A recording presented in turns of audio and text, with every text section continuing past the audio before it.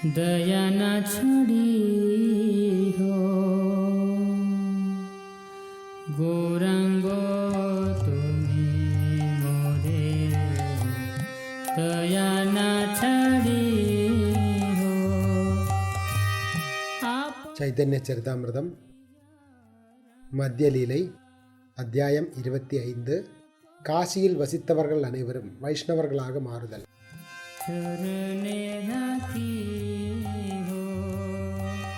வைஷ்ணவி கிருத்யா சந்நியாசி முகான் காஷி நிவாசினா சனாதனம் சுசம்ஸ்கிருத்யா பிரபுர் நீலாத்ரிம் ஆகமத். சந்நியாசிகளின் தலைமையிலான காசிவாசிகள் அனைவரையும் வைஷ்ணவர்களாக மாற்றி சனாதன கோஸ்வாமிக்கு முழுமையான கல்வியும் அறிவுரையும் வழங்கி அதன் பின்னர் ஸ்ரீ சைதன்ய மகாபிரபு ஜெகநாத் புரிக்கு திரும்பினார். எல்லா புகழும் ஸ்ரீ சைதன்ய மகாபிரபுவிற்கு உரித்தாகட்டும். எல்லா புகழும் நித்யானந்த பிரபுவிற்கு உரித்தாகட்டும். எல்லா புகழும் அத்வைத சந்திரருக்கு உரித்தாகட்டும். எல்லா புகழும் பகவான் ஸ்ரீ சைதன்ய மகாபிரபுவின் பக்தர்களுக்கு உரித்தாகட்டும்.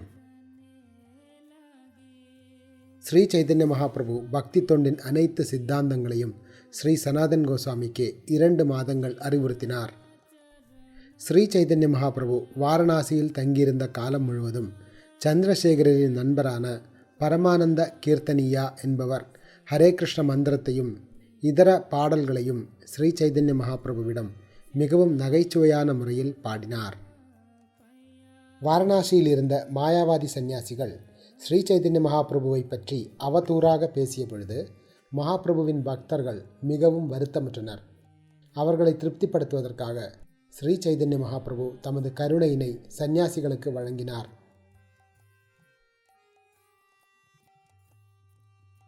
ஆதிலீலையின் 7வது அத்தியாயத்தில் நான் ஏற்கனவே ஸ்ரீ சைதன்ய மகாபிரபு வாரணாசியில் சந்நியாசிகளை விடுவித்த சம்பவத்தை விரிவாக எழுதியுள்ளேன். ஆயினும் இங்கே இந்த அத்தியாயத்தில் நான் அதனை சுருக்கமாக மீண்டும் உரைக்கின்றேன். மாயாவாதி சந்நியாசிகள் வாரணாசியில் எங்கு பார்த்தாலும் ஸ்ரீ சைதன்ய மகாபிரபுவை நிந்தித்து கொண்டிருந்த பொழுது அந்த நிந்தனைகளை கேட்ட மகாராஷ்டிரா பிராமணர் அது குறித்து வருத்தத்துடன் யோசிக்க தொடங்கினார். மகாராஷ்டிர பிராமணர் நினைத்தார், ஸ்ரீ சைதன்ய மகாபிரபுவின் தன்மைகளை நெருக்கமாக இருந்து பார்ப்பவர்கள் யாராயினும் அவரது சொரூபத்தினை உடனடியாக உணர்ந்து அவரை முழுமுதற் கடவுளாக ஏற்கின்றனர். ஏதாவது ஒரு வழியில் என்னால் இவ்வெல்லா சந்நியாசிகளையும் ஒன்று சேர்க்க முடிந்தால் அவர்கள் மகாபிரபுவின் குணங்களை நேரில் கண்ட பின்னர் நிச்சயமாக அவருடைய பக்தர்கள் ஆவர். நான் வாரணாசியில் வசிப்பவன். என்னால் இந்த திட்டத்தினை நிறைவேற்ற முடியாவிடில் நிச்சயமாக நான் வாழ்நாள் முழுவதும் மன வருத்தத்துடனே வாழ வேண்டி வரும். இவ்வாறு சிந்தித்த மகாராஷ்டிர பிராமணர் வாரணாசியில் இருந்த எல்லா சந்நியாசிகளுக்கும் அழைப்பு விடுத்தார். அதன் பின்னர் அவர் இறுதியாக ஸ்ரீ சைதன்ய மகாபிரபுவை அணுகி அவருக்கும் அழைப்பு விடுத்தார்.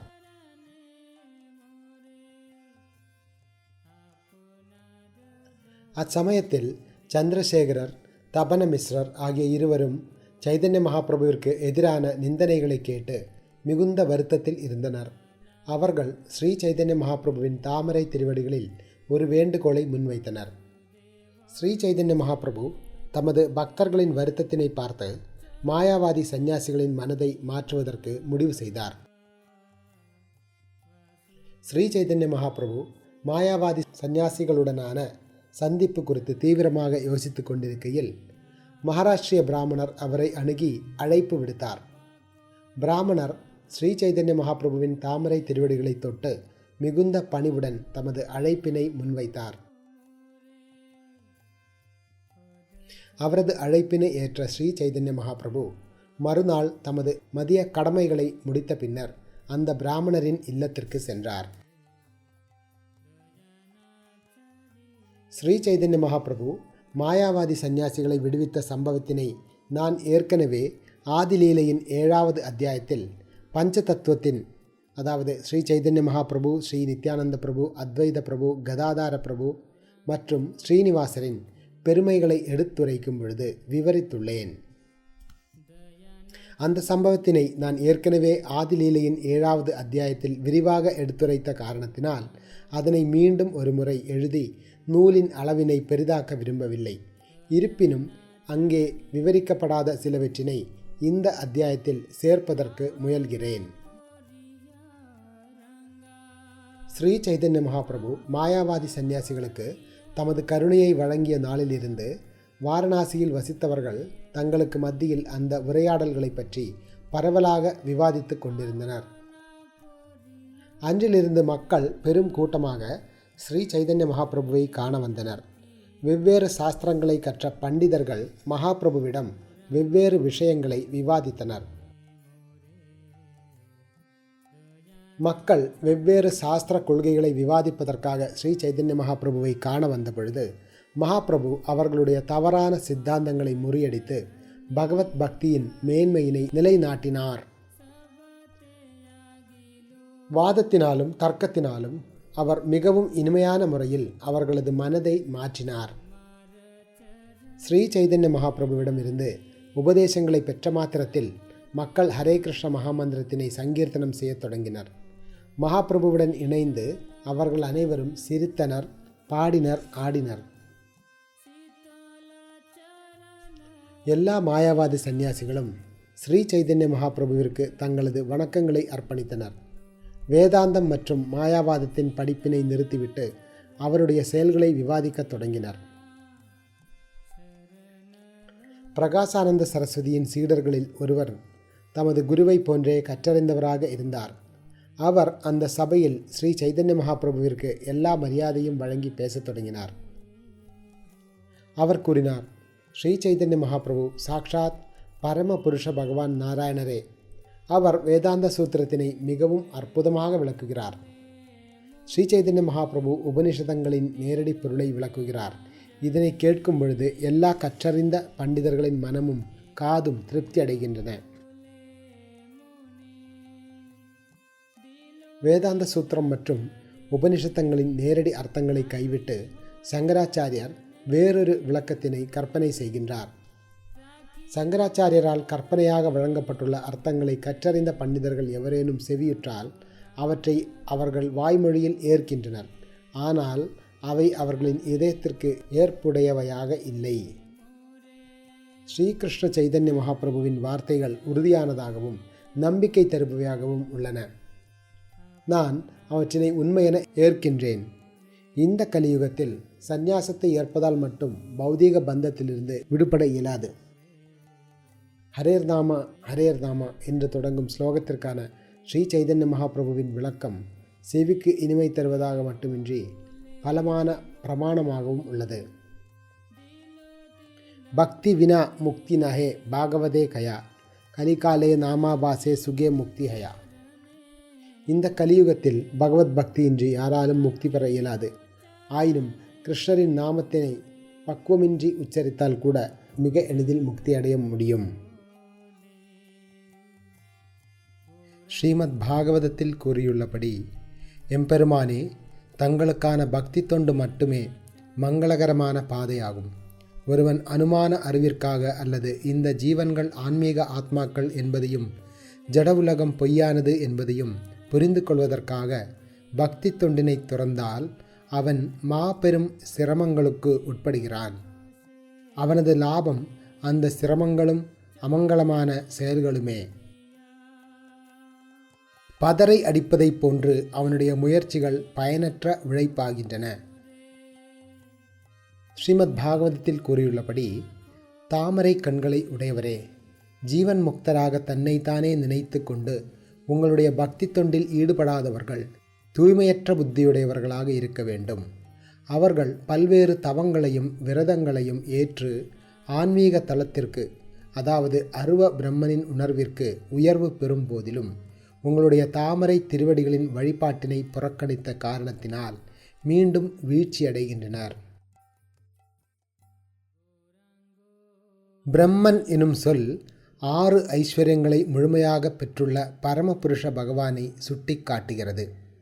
ஆனால் நாம் ஒரு தலைப்பட்சமான அருவ கருத்தினை ஏற்போமானால் அவரது பூரணத்துவம் சிதைந்து விடுகிறது. வேதங்கள், உபனிஷதங்கள், பிரம்மசூத்திரம், புராணங்கள் என அனைத்தும் பகவானுடைய ஆன்மீக சக்திகளின் செயல்களை விளக்குகின்றன. பகவானின் நேரடி செயல்களை ஏற்றுக்கொள்ள முடியாதவன் மூடத்தனமாக கேலி செய்து அருவ விளக்கங்களை வழங்குகிறான்.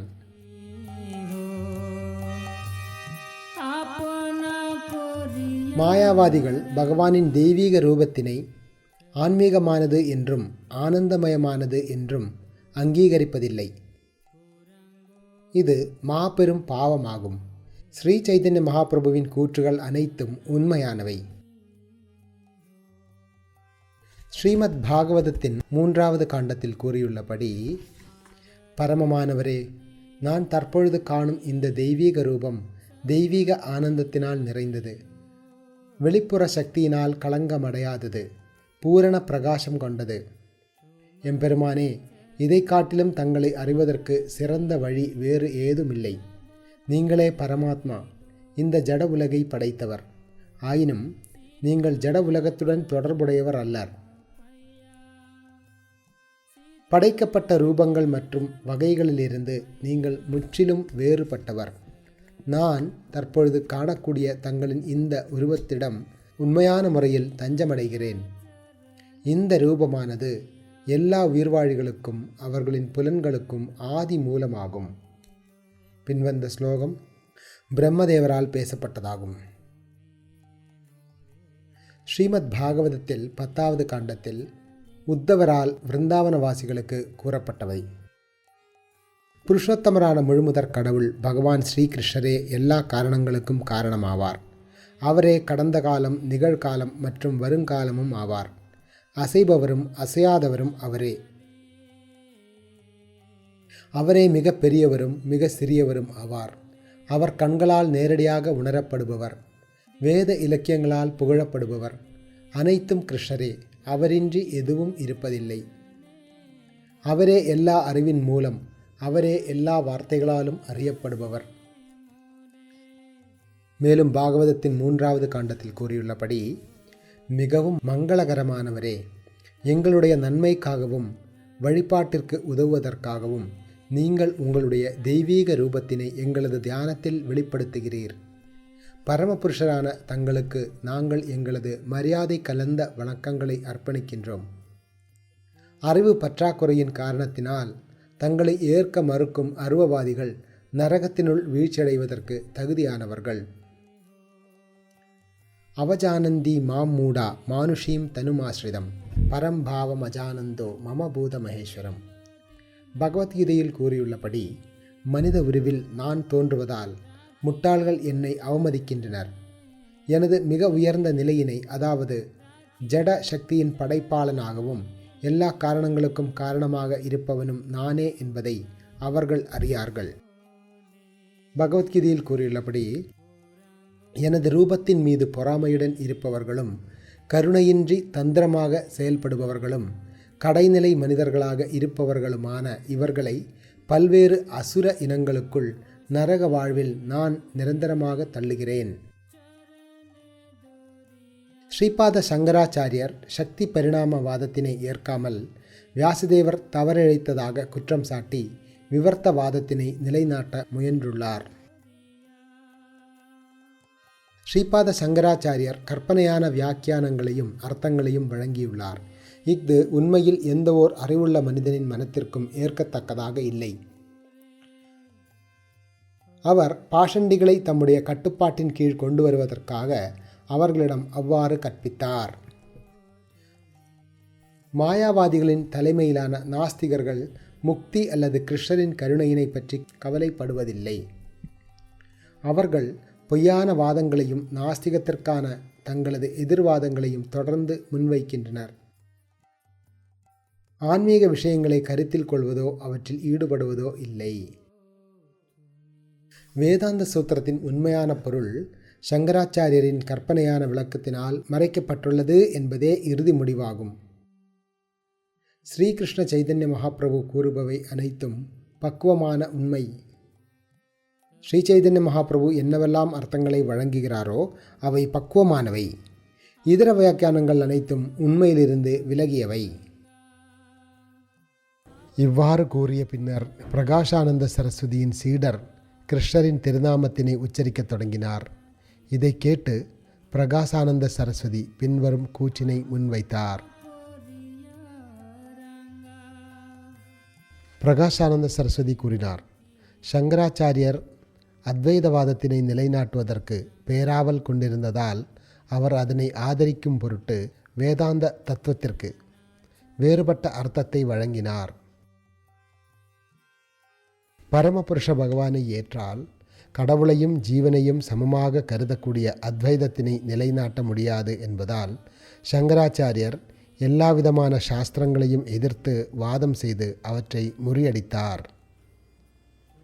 தமது சொந்த அபிப்பிராயம் அல்லது தத்துவத்தினை நிலைநாட்ட விரும்பும் எவராலும் நிச்சயமாக எந்த ஒரு சாஸ்திரத்தையும் நேரடி அர்த்தத்தின் மூலமாக விளக்க இயலாது.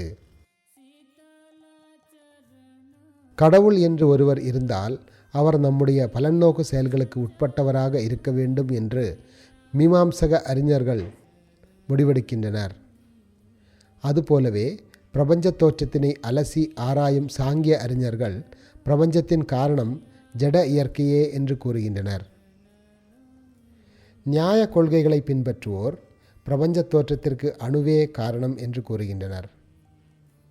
மாயாவாதிகளோ பிரபஞ்ச தோற்றத்திற்கு அருவமான பிரம்மஜோதியே காரணம் என்று கூறுகின்றனர். பதஞ்சல அறிஞர்கள் தன்னுணர்வை அடைபவன் பகவானை அறிவதாக கூறுகின்றனர். அதுபோலவே வேதங்கள் மற்றும் வேத கொள்கைகளின் அடிப்படையில் பரமபுருஷ பகவான் ஆதி காரணமாக கூறப்படுகிறார். 6 தத்துவ தரிசனங்களையும் முழுமையாக ஆராய்ந்த பின்னர் வியாசதேவர் அவை அனைத்தையும் சுருக்கி வேதாந்த தத்துவத்தினை விளக்கும் சூத்திரங்களாக வழங்கினார். வேதாந்த தத்துவத்தின்படி பரம்பொருள் ஒரு நபராவார். நிர்குண, அதாவது குணங்களற்ற என்னும் சொல் உபயோகிக்கப்படும் பொழுது அங்கே பகவான் ஆன்மீக குணங்களை கொண்டுள்ளார் என்பதை புரிந்து கொள்ள வேண்டும். மேலே குறிப்பிட்ட தத்துவ அறிஞர்களில் எவருமே எல்லா காரணங்களுக்கும் காரணமான பரமபுருஷ பகவானை உண்மையில் பொருட்படுத்துவதில்லை. மற்றவர்களுடைய கொள்கைகளை முறியடித்து தங்களுடைய கொள்கைகளை நிலைநாட்டுவதிலேயே அவர்கள் எப்பொழுதும் மும்முரமாக உள்ளனர். 6 தத்துவ தரிசனங்களை படிப்பதால் பரம்பொருளை அணுக இயலாது. எனவே மகாஜனங்களின் பாதையினை பின்பற்றுவதே நமது கடமையாகும். அவர்கள் கூறுபவற்றை பரம உண்மையாக ஏற்க வேண்டும்.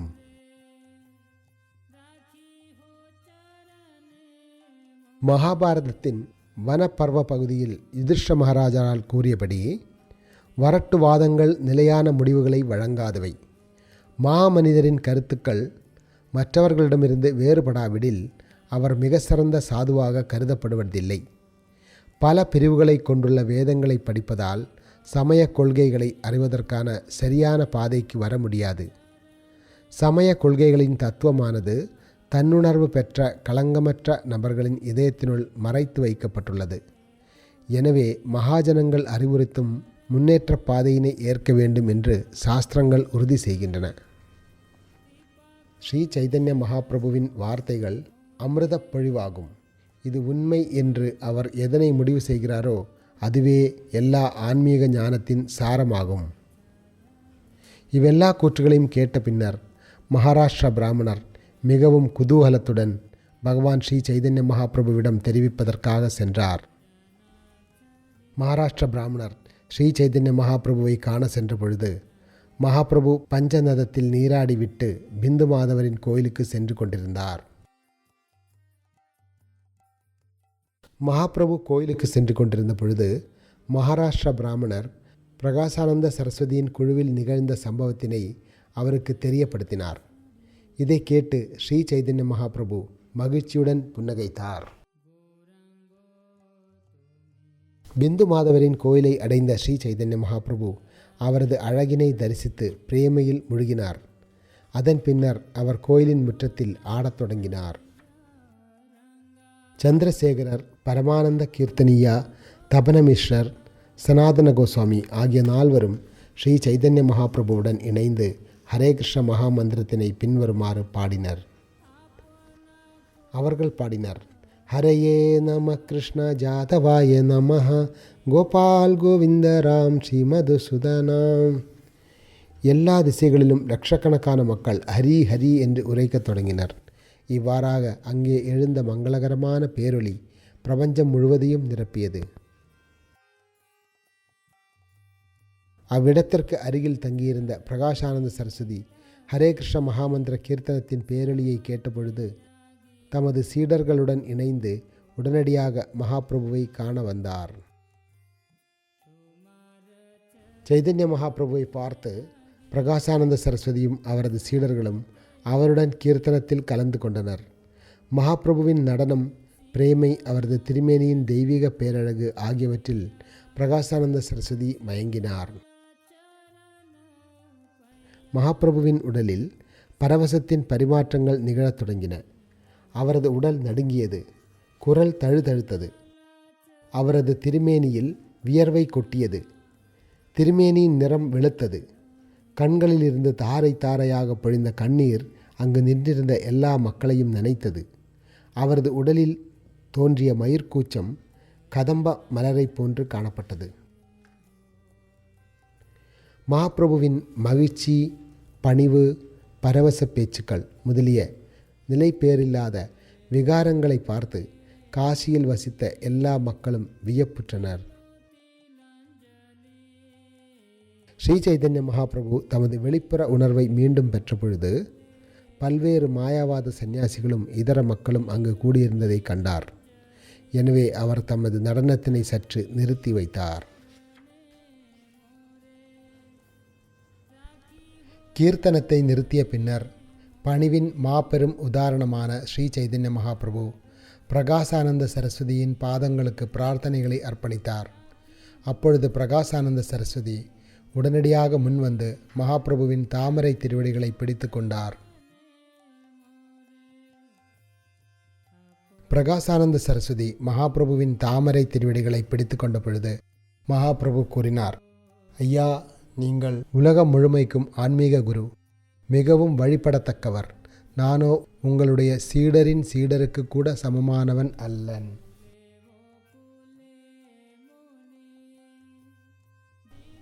ஸ்ரீ சைதன்ய மகாபிரபு தொடர்ந்தார், நீங்கள் மிக பெரியவர், ஆன்மீகத்தில் முன்னேறிய மனிதர். என்னை போன்ற நபரை வழிபடக்கூடாது. நான் மிக மிக தாழ்ந்தவன். நீங்கள் அருவ பிரம்மனுக்கு சமமானவர் என்பதால் நீங்கள் இவ்வாறு செய்தால் என்னுடைய ஆன்மீக சக்தி அழிந்துவிடும்.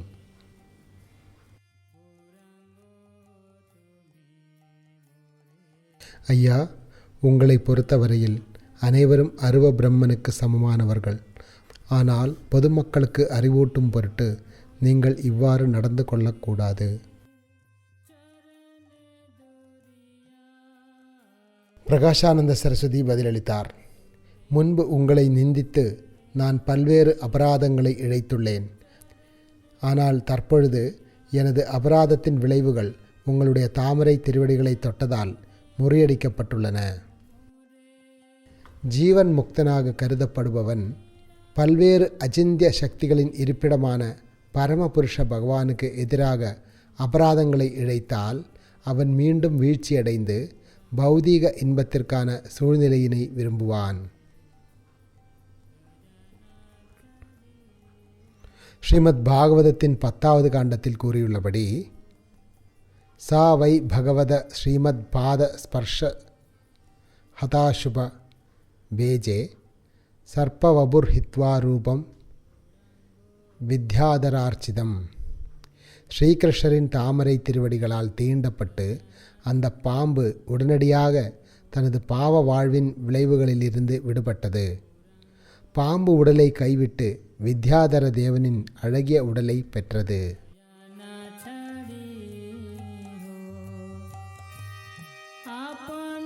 பிரகாசானந்த சரஸ்வதி ஸ்ரீமத் பாகவதத்திலிருந்து இந்த ஸ்லோகத்தினை மேற்கோள் காட்டி தமது கூச்சினை ஆதரித்த பொழுது ஸ்ரீ சைதன்ய மகாபிரபு உடனடியாக பகவான் விஷ்ணுவின் திருநாமத்தினை உச்சரித்து எதிர்ப்பு தெரிவித்தார். மகாபிரபு தம்மை மிகவும் வீழ்ச்சியுற்ற ஜீவனாக வெளிப்படுத்தி கொண்டு கூறினார், வீழ்ச்சியுற்ற கட்டுண்ட ஆத்மாவினை யாரேனும் பகவான் விஷ்ணுவாக அல்லது அவரது அவதாரமாக ஏற்றால் அவன் மாபெரும் அபராதத்தினை இழைக்கின்றான். ஸ்ரீ சைதன்ய மகாபிரபு தொடர்ந்தார். பிரம்மதேவர், சிவபெருமான் முதலியோரை கூட விஷ்ணு அல்லது நாராயணரின் நிலையில் இருப்பவராக கருத முடியாது. அவ்வாறிருக்கையில் சாதாரண ஜீவனை பற்றி சொல்வதற்கு ஏதுமில்லை. ஜீவனை அவ்வாறு கருதினால் அவன் உடனடியாக அபராதியாகவும் நாஸ்திகனாகவும் கருதப்படுகின்றான். யஸ்து நாராயணம் தேவம் பிரம்மருத்ராதி தெய்வதை சமத்வேனைவ வீக்ஷதே ச பாஷண்டி பவே த்ருவம். பிரம்மா, சிவன் முதலிய தேவர்களை நாராயணுக்கு சமமாக கருதுபவன் அபராதி அல்லது பாஷண்டி என்று கருதப்படுகிறான். பிரகாஷானந்தர் பதிலளித்தார், நீங்கள் சாக்ஷாத் பரமபுருஷ பகவான் கிருஷ்ணரே. அவ்வாறு இருப்பினும் நீங்கள் உங்களை அவருடைய நித்திய சேவகராக கருதுகிறீர். எம்பெருமானே, நீங்கள் உங்களை பரமபுருஷ பகவானின் சேவகராக கருதும் போதிலும் நீங்கள் வழிபடத்தக்கவர். நீங்கள் என்னை காட்டிலும் பல மடங்கு உயர்ந்தவர். உங்களை நிந்தித்த காரணத்தினால் என்னுடைய ஆன்மீக முன்னேற்றங்கள் அழிந்துவிட்டன.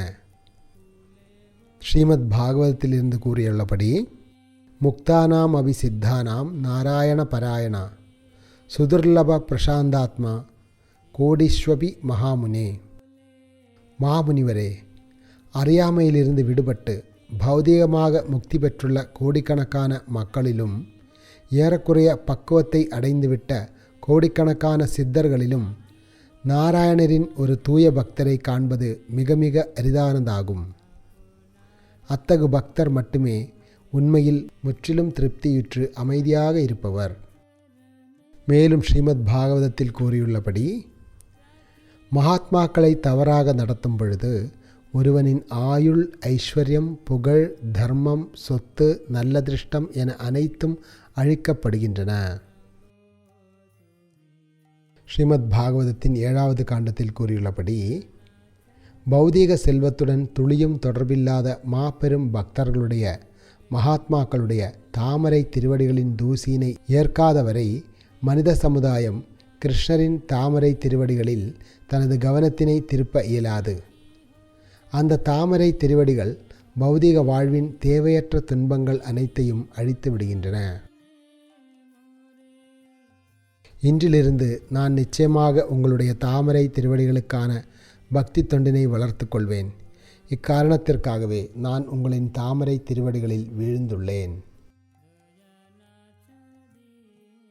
இவ்வாறு கூறிய பின்னர் பிரகாஷானந்த சரஸ்வதி ஸ்ரீ சைதன்ய மகாபிரபுவுடன் அமர்ந்து பின்வருமாறு வினவத் தொடங்கினார். பிரகாஷானந்த சரஸ்வதி கூறினார், மாயாவாத கொள்கையில் நீங்கள் சுட்டிக்காட்டிய தவறுகளை எங்களால் புரிந்து கொள்ள முடிந்தது. சங்கராச்சாரியரால் வழங்கப்பட்ட எல்லா விளக்கங்களும் கற்பனையானவை. அன்புள்ள மகாபிரபுவே, பிரம்மசூத்திரத்தினை விளக்குகையில் நீங்கள் வழங்கிய நேரடி அர்த்தங்கள் அனைத்தும் நிச்சயமாக எங்கள் அனைவருக்கும் மிகவும் வியப்பூட்டுவதாக இருந்தன. நீங்கள் பரமபுருஷ பகவான் என்பதால் அச்சிந்திய சக்திகளை கொண்டுள்ளீர். பிரம்மசூத்திரத்தை பற்றி உங்களிடமிருந்து சுருக்கமாக கேட்பதற்கு நான் விரும்புகிறேன்.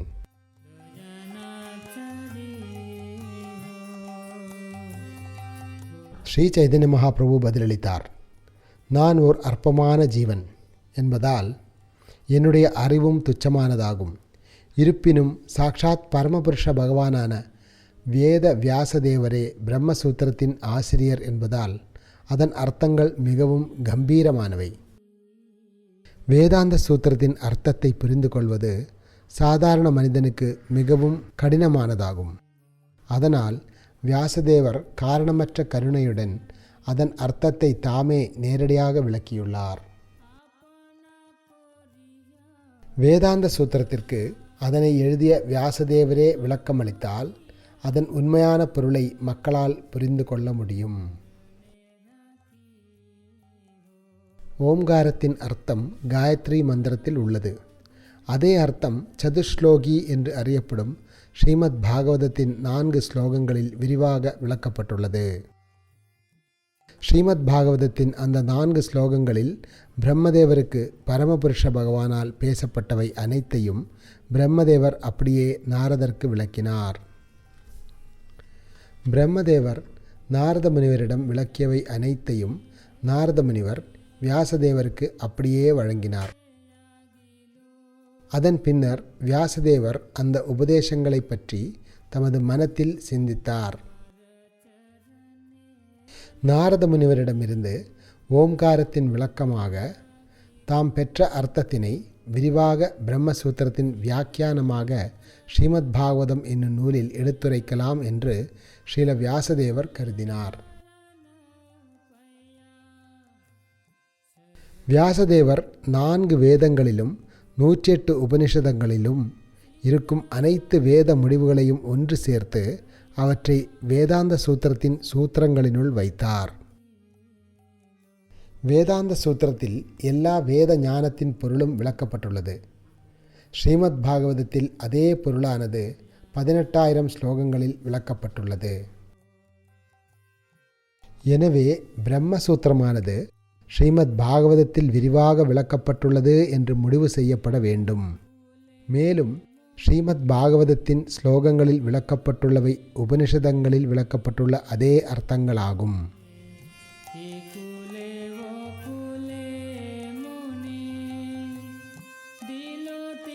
ஸ்ரீமத் பாகவதத்திலிருந்து மேற்கோள் காட்டியுள்ள ஸ்லோகம்: ஆத்மாவசியம் இதம் விஸ்வம் யத்கிஞ்சித் ஜகத்யாம் ஜகத் தேன தெக்தேன புஞ்சிதா மாகிருதா கஸ்ய ஸ்வித்தனம். பிரபஞ்சத்தினுள் இருப்பவற்றில் இயங்குபவை இயங்காதவை என அனைத்தும் பகவானால் கட்டுப்படுத்தப்பட்டு அவரது உடைமைகளாக உள்ளன. எனவே ஒருவன் அவனுடைய பங்கு என்று ஒதுக்கப்பட்ட பொருட்களை மட்டும் ஏற்க வேண்டும். மற்ற பொருட்கள் யாருக்கு சொந்தமானவை என்பதை அறிந்து அவற்றினை ஏற்கக்கூடாது. முழுமுதற் கடவுளுடனான நமது உறவு, அந்த உறவில் செய்யப்படும் செயல்கள், வாழ்வின் இறுதி குறிக்கோள் ஆகிய ஸ்ரீமத் பாகவதத்தின் சாரங்கள் சதுஸ்லோகி என்று அறியப்படும் 4 ஸ்லோகங்களில் ஸ்ரீமத் பாகவதத்தில் வெளிப்படுத்தப்பட்டுள்ளன. அந்த ஸ்லோகங்கள் அனைத்தையும் விளக்குகின்றன. பகவான் கிருஷ்ணர் கூறுகிறார்: நானே எல்லா உறவுகளின் மையம். என்னை பற்றிய அறிவும் அந்த அறிவினை நடைமுறையில் செயல்படுத்துவதுமே உண்மையான அறிவாகும். பக்தி தொண்டிற்காக என்னை அணுகுதல் அபிதேயா என்று அறியப்படுகிறது. பக்தி தொண்டு ஆற்றுவதன் மூலமாக ஒருவன் படிப்படியாக பிரேமையின் தளத்திற்கு உயர்கிறான். அதுவே வாழ்வின் முக்கிய குறிக்கோளாகும். அந்த பிரேமையின் தளத்தில் அவன் பகவானின் சேவையில் நித்தியமாக ஈடுபட்டுள்ளான். ஸ்ரீமத் பாகவதத்தில் கூறியுள்ளபடி, நான் உங்களிடம் கூறுபவற்றை கவனமாக கேட்பீராக. ஏனெனில் என்னை பற்றிய தெய்வீக அறிவு விஞ்ஞானபூர்வமானது மட்டுமின்றி முற்றிலும் இரகசியமானதும் கூட. பிரம்மாவே, நான் உங்களுக்கு இந்த 3 தத்துவங்களையும் விளக்குவேன். நீங்கள் ஒரு ஜீவன் என்பதால் என்னுடைய விளக்கமின்றி உங்களால் இந்த 3ஐயும், அதாவது என்னுடனான உங்களது உறவு, பக்தி தொண்டு, வாழ்வின் இறுதி குறிக்கோள், இவற்றை புரிந்து கொள்ள முடியாது. எனது உண்மையான ரூபம், நிலை, என்னுடைய குணங்கள், செயல்கள், 6 ஐஸ்வர்யங்கள் ஆகியவற்றை நான் உங்களுக்கு விளக்குவேன். பகவான் கிருஷ்ணர் பிரம்மதேவருக்கு உறுதி அளித்தார்: என்னுடைய கருணையினால் எல்லா விஷயங்களும் உங்களில் எழுச்சி பெறட்டும். இவ்வாறு கூறிய பகவான் 3 தத்துவங்களை பிரம்மதேவருக்கு விளக்கத் தொடங்கினார். ஸ்ரீமத் பாகவதத்திலிருந்து கூறியுள்ளபடி, எனது வியக்தித்துவம், தோற்றங்கள், குணங்கள், லீலைகள் ஆகியவற்றை பற்றிய தத்துவ அறிவை எனது காரணமற்ற கருணையால் பெறுவீராக. பகவான் கூறினார்: பிரபஞ்ச தோற்றத்தின் படைப்பிற்கு முன்பே நான் இருந்தேன். ஒட்டுமொத்த ஜடசக்தி, பௌதீக இயற்கை, ஜீவன்கள் என அனைத்தும் என்னில் இருந்தன. பிரபஞ்ச தோற்றத்தினை படைத்த பின்னர் நான் அதனுள் பிரவேசித்தேன். தற்பொழுது நீங்கள் பிரபஞ்ச தோற்றத்தினுள் காண்பவை அனைத்தும் எனது சக்தியின் விரிவுகளே. முழு பிரபஞ்சமும் அழிக்கப்படும் பொழுது நான் மட்டுமே முழுமையாக எஞ்சியிருப்பேன். படைக்கப்பட்டவை அனைத்தும் மீண்டும் என்னில் வைக்கப்படுகின்றன. ஸ்ரீமத் பாகவதத்திலிருந்து கூறியுள்ளபடி, அகம் ஏவாசம் ஏவாக்ரே நான்யத் சத் அசத் பரம் பஷ்சாத் அகம் யத் ஏதச்ச யோ வசிஷ்யதே சோ சம்யகம். பிரபஞ்ச படைப்பிற்கு முன்னர் நான் மட்டுமே இருந்தேன். ஸ்தூலம், சூக்ஷ்மம், ஆரம்ப நிலை, பொருள் என எதுவுமே இல்லை. படைப்பிற்கு பின்னர் நான் மட்டுமே அனைத்திலும் இருக்கின்றேன். மேலும் அழிவிற்கு பின்னர் நான் மட்டுமே நித்தியமாக இருப்பேன். அகம் ஏவா என்று தொடங்கும் ஸ்லோகத்தில் அகம் என்னும் சொல்லானது மும்முறை பிரயோகிக்கப்பட்டுள்ளது. முதல் முறையாக அகம் ஏவா என்னும் சொற்களும், இரண்டாவது முறையாக பஷ்சாத் அகம் என்னும் சொற்களும், இறுதியாக சோ சம்யகம் என்னும் சொற்களும் உபயோகிக்கப்பட்டுள்ளன.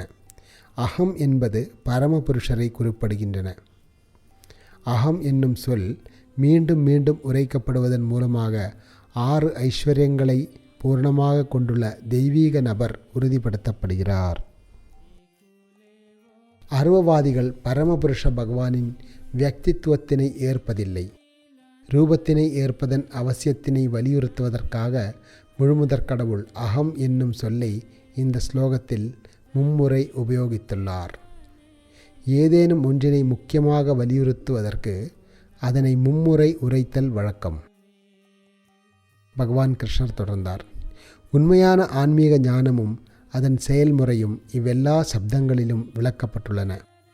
மாயை என்னிலிருந்து தோன்றும் போதிலும் நான் அதிலிருந்து வேறுபட்டுள்ளேன்.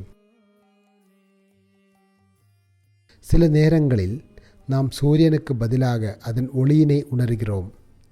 ஆயினும் அந்த ஒளி ஒருபொழுதும் சூரியனிலிருந்து சுதந்திரமானதாக இருக்க முடியாது. அதுபோலவே மாயையிலிருந்து விடுபட்டு தெய்வீகத்தில் நிலை பெற்றவனால் மட்டுமே என்னை உணர இயலும். அந்த உணர்வே சம்பந்த தத்துவத்திற்கான, அதாவது முழுமுதற் கடவுளுடனான உறவின் அடிப்படையாகும். தற்பொழுது நான் இந்த விஷயத்தினை மேலும் விளக்குகிறேன். ஸ்ரீமத் பாகவதத்திலிருந்து மேற்கோள் காட்டியுள்ளபடி, ஹிருதயார்த்தம் யத் பிரத்யேத ந பிரத்யேத சாத்மனி தத் வித்யாத் ஆத்மனோ மாயாம் யதோபாசோ யதோதமா.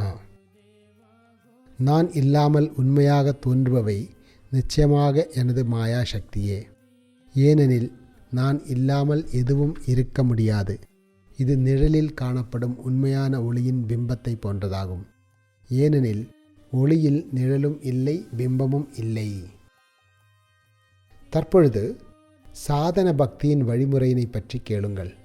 அந்த வழிமுறை எல்லா நாட்டிற்கும், எல்லா நபருக்கும், எல்லா சூழ்நிலைக்கும், எல்லா காலத்திற்கும் பொருத்தமானதாகும். சாதாரண தர்மத்தை பற்றிய விஷயங்களில் நபர், நாடு, காலம், சூழ்நிலை ஆகியவை சிந்திக்கப்படுகின்றன. ஆயினும் பக்தி தொண்டில் அதுபோன்ற தடைகள் ஏதுமில்லை. பக்தி தொண்டானது இவ்வெல்லா விஷயங்களுக்கும் அப்பாற்பட்டதாகும்.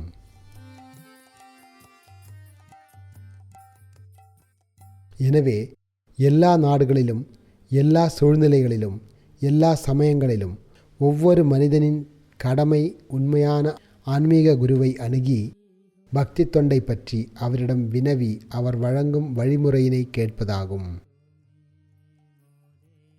ஸ்ரீமத் பாகவதத்திலிருந்து மேற்கோள் காட்டியுள்ளபடி, எனவே தெய்வீக அறிவில் ஆர்வமுள்ளவன் எங்கும் வீற்றுள்ள உண்மையை அறிந்து கொள்வதற்காக எப்பொழுதும் அதை பற்றி நேரடியாகவும் மறைமுகமாகவும் வினவ வேண்டும். என் மீதான மிக உயர்ந்த அன்பு பிரேமை என்று கூறப்படுகிறது. அதுவே வாழ்வின் இறுதி குறிக்கோளாகும். அத்தகு அன்பின் இயற்கையான தன்மைகளை நான் நடைமுறை உதாரணத்தின் மூலமாக விளக்குகிறேன். பஞ்சபூதங்கள் எவ்வாறு ஒவ்வொரு உயிர்வாழியின் உள்ளும் புறமும் அமைந்துள்ளனவோ அதுபோலவே பரமபுருஷ பகவானாகிய நான் பக்தனின் இதயத்தினுள்ளும் அவனது உடலுக்கு வெளியிலும் தோன்றுகிறேன். ஸ்ரீமத் பாகவதத்திலிருந்து கூறியுள்ளபடி, யதா மகாந்தி பூதானி பூதேஷு சாவசேஷ்வனு பிரவிஷ்டான்ய பிரவிஷ்டானி ததா தேஷு ந தேஷ்வகம். ஜட மூலக்கூறுகள் எவ்வாறு எல்லா உயிர்வாழிகளின் உடல்களுக்கு உள்ளும் நுழைந்து அதே சமயத்தில் அவர்களுக்கு வெளியிலும் இருக்கின்றனவோ அதுபோல எல்லா பௌதீக படைப்பிற்குள்ளும் நான் இருக்கின்றேன், அதே சமயத்தில் நான் அவற்றினுள் இல்லை. மிகவும் முன்னேறிய பக்தனால் பரமபுருஷ பகவானான என்னை அவனது இதயத்தில் அன்பினால் கட்டி போட முடியும். அவன் எங்கு நோக்கினாலும் என்னை காண்கிறான், வேறெதையும் காண்பதில்லை. பரமபுருஷ பகவான் ஹரி தமது பக்தர்களுடைய அமங்கலங்கள் அனைத்தையும் அழிப்பவர். அவர் தம்முடைய பக்தர்கள் தம்மை பற்றி கவனமின்றி நினைத்தாலும் கவனமின்றி உரைத்தாலும் கூட அவர்களுடைய இதயத்திலிருந்து விலகுவதில்லை. ஏனெனில் அவர் அன்பு என்னும் கயிற்றினால் பக்தர்களின் இதயத்தில் எப்பொழுதும் கட்டுப்பட்டுள்ளார். அத்தகு பக்தர்கள் மிகவும் உயர்ந்தவர்களாக ஏற்கப்பட வேண்டும். ஸ்ரீமத் பாகவதத்திலிருந்து மேற்கோள் காட்டியுள்ளபடி, சர்வபூதேஷு ய பஷ்யேத் பகவத் பாவம் ஆத்மனா பூதானி பகவத்யாத்மன்ய ஏஷ பாகவதோத்தமா. பக்தி தொண்டில் முன்னேறியுள்ள உத்தம பக்தர் ஆத்மாக்களின் ஆத்மாவான பரமபுருஷ பகவான் ஸ்ரீகிருஷ்ணரை எல்லாவற்றிலும் காண்கிறார்.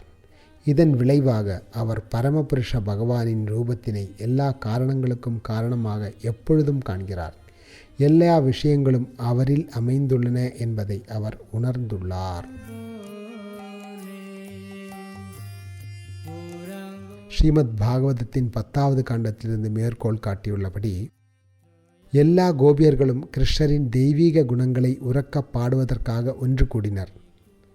அவர்கள் பைத்தியம் பிடித்த பெண்களைப் போன்று ஒரு காட்டிலிருந்து மற்றொரு காட்டிற்கு அலையத் தொடங்கினர். எல்லா உயிரினங்களின் உள்புறமும் இருக்கக்கூடிய பகவானை பற்றி அவர்கள் வினவத் தொடங்கினர். உண்மையில் அவர்கள் செடிகளிடமும் காய்களிடமும் கூட அந்த பரமபுருஷரை பற்றி வினவினர். ஸ்ரீ சைதன்ய மகாபிரபு தொடர்ந்தார், இவ்வாறாக பகவானுடனான ஒருவனது உறவு, பக்தி தொண்டில் செய்யப்படும் செயல்கள், வாழ்வின் மிக உயர்ந்த குறிக்கோளான பிரேமையை அடைதல் ஆகியவை ஸ்ரீமத் பாகவதத்தின் விஷயங்களாக உள்ளன. பாகவதத்திலிருந்து மேற்கோள் காட்டியுள்ளபடி, வதந்தி தத் தத்துவவிதஸ்தத்துவம் யஜ்ஞானம் அத்வயம் பிரம்மேதி பரமாத்மேதி பகவான் இது சப்தியதே. அருவ பிரம்மன் உள்ளிருக்கும் பரமாத்மா, புருஷோத்தமரான முழுமுதற் கடவுள் பகவான் என வெவ்வேறு பெயர்களால் அறியப்படும் இரண்டற்ற வஸ்துவே பரம்பொருள் என்று தன்னுணர்வு பெற்ற ஆத்மாக்களால் அறியப்படுகிறார். மேலும் பாகவத்திலிருந்து கூறியுள்ளபடி, பிரபஞ்சத் தோற்றம் படைக்கப்படுவதற்கு முன்பாக படைப்பிற்கான ஸ்வபாவம் பரமபுருஷரினுள் ஐக்கியமாகி இருந்தது. அச்சமயத்தில் எல்லா சக்திகளும் தோற்றங்களும் அவரில் தக்க வைக்கப்பட்டிருந்தன. பகவான் எல்லா காரணங்களுக்கும் காரணம். அவர் எங்கும் பரவியுள்ளவர், தம்மில் திருப்தியுற்றவர். படைப்பிற்கு முன்னர் அவர் தமது ஆன்மீக சக்தியுடன் பல்வேறு வைகுண்ட லோகங்களை கொண்ட ஆன்மீக உலகில் இருந்தார். ஸ்ரீமத் பாகவத்திலிருந்து கூறியுள்ளபடி, ஏதே சாம்ச கலா பும்சா கிருஷ்ணஸ்து பகவான் ஸ்வயம் இந்திராரி வியாகுலம் லோகம் மிருடயந்தி யுகே யுகே. பகவானின் இந்த அவதாரங்கள் அனைவரும் பரமபுருஷ அவதாரங்களின் அம்சங்கள் அல்லது அம்சங்களின் அம்சங்களே ஆவார். ஆனால் கிருஷ்ணரோ சாக்ஷாத் பரம புருஷோத்தமரான முழுமுதற் கடவுள் ஆவார். இந்திரனின் எதிரிகளினால் உலகில் தொல்லைகள் ஏற்படுத்தப்படும் பொழுது ஒவ்வொரு யுகத்திலும் அவர் தம்முடைய வெவ்வேறு ரூபங்களின் மூலமாக இவ்வுலகினை பாதுகாக்கின்றார். இதுவே பரமபுருஷ பகவானுடனான ஒருவனது நித்திய உறவாகும். தற்பொழுது பக்தி தொண்டினை நிறைவேற்றுவதை பற்றி கேளுங்கள். பக்தியின் கொள்கைகள் ஸ்ரீமத் பாகவதத்தின் ஒவ்வொரு ஸ்லோகத்திலும் வியாபித்துள்ளன. ஸ்ரீமத் பாகவதத்தில் இருந்து கூறியபடி பகவான் கிருஷ்ணர் கூறினார், நான் பக்தர்களுக்கும் சாதுக்களுக்கும் மிகவும் பிரியமானவன். என்னை அசையாத நம்பிக்கையினாலும் பக்தி தொண்டினாலும் அடைய முடியும். என் மீதான பற்றுதலை படிப்படியாக அதிகரிக்கக்கூடிய இந்த பக்தி யோக வழிமுறை நாயை உண்ணும் இழிக்குலத்தில் பிறந்தவனை கூட தூய்மைப்படுத்துகிறது. அதாவது பக்தியோக வழிமுறையின் மூலமாக அனைவரும் ஆன்மீக தளத்திற்கு உயர்வு பெற முடியும். மேலும் ஸ்ரீமத் பாகவதத்திலிருந்து மேற்கோள் காட்டியுள்ளபடி, ந சாதயதி மாம் யோகோ ந சாங்கியம் தர்மா உத்தவா ந ஸ்வாத்தியாயஸ்தபஸ்தியாகோ யதா பக்திர் மமோர்ஜிதா. பரமபுருஷ பகவான் கிருஷ்ணர் கூறினார், அன்புள்ள உத்தவரே, புலன்களை கட்டுப்படுத்துவதற்கான அஷ்டாங்க யோகத்தினால் இயலாது. அருவமான ஒருமைத்துவத்தினாலோ பரமபொருளின் ஆய்வறிவினாலோ இயலாது. வேதங்களை படிப்பதால் இயலாது. தவங்களாலும் இயலாது. தானம் அல்லது சந்நியாசத்தினாலும் இயலாது. என் மீதான களங்கமற்ற பக்தி தொண்டினை வளர்ப்பதால் மட்டுமே என்னை திருப்திப்படுத்த இயலும்.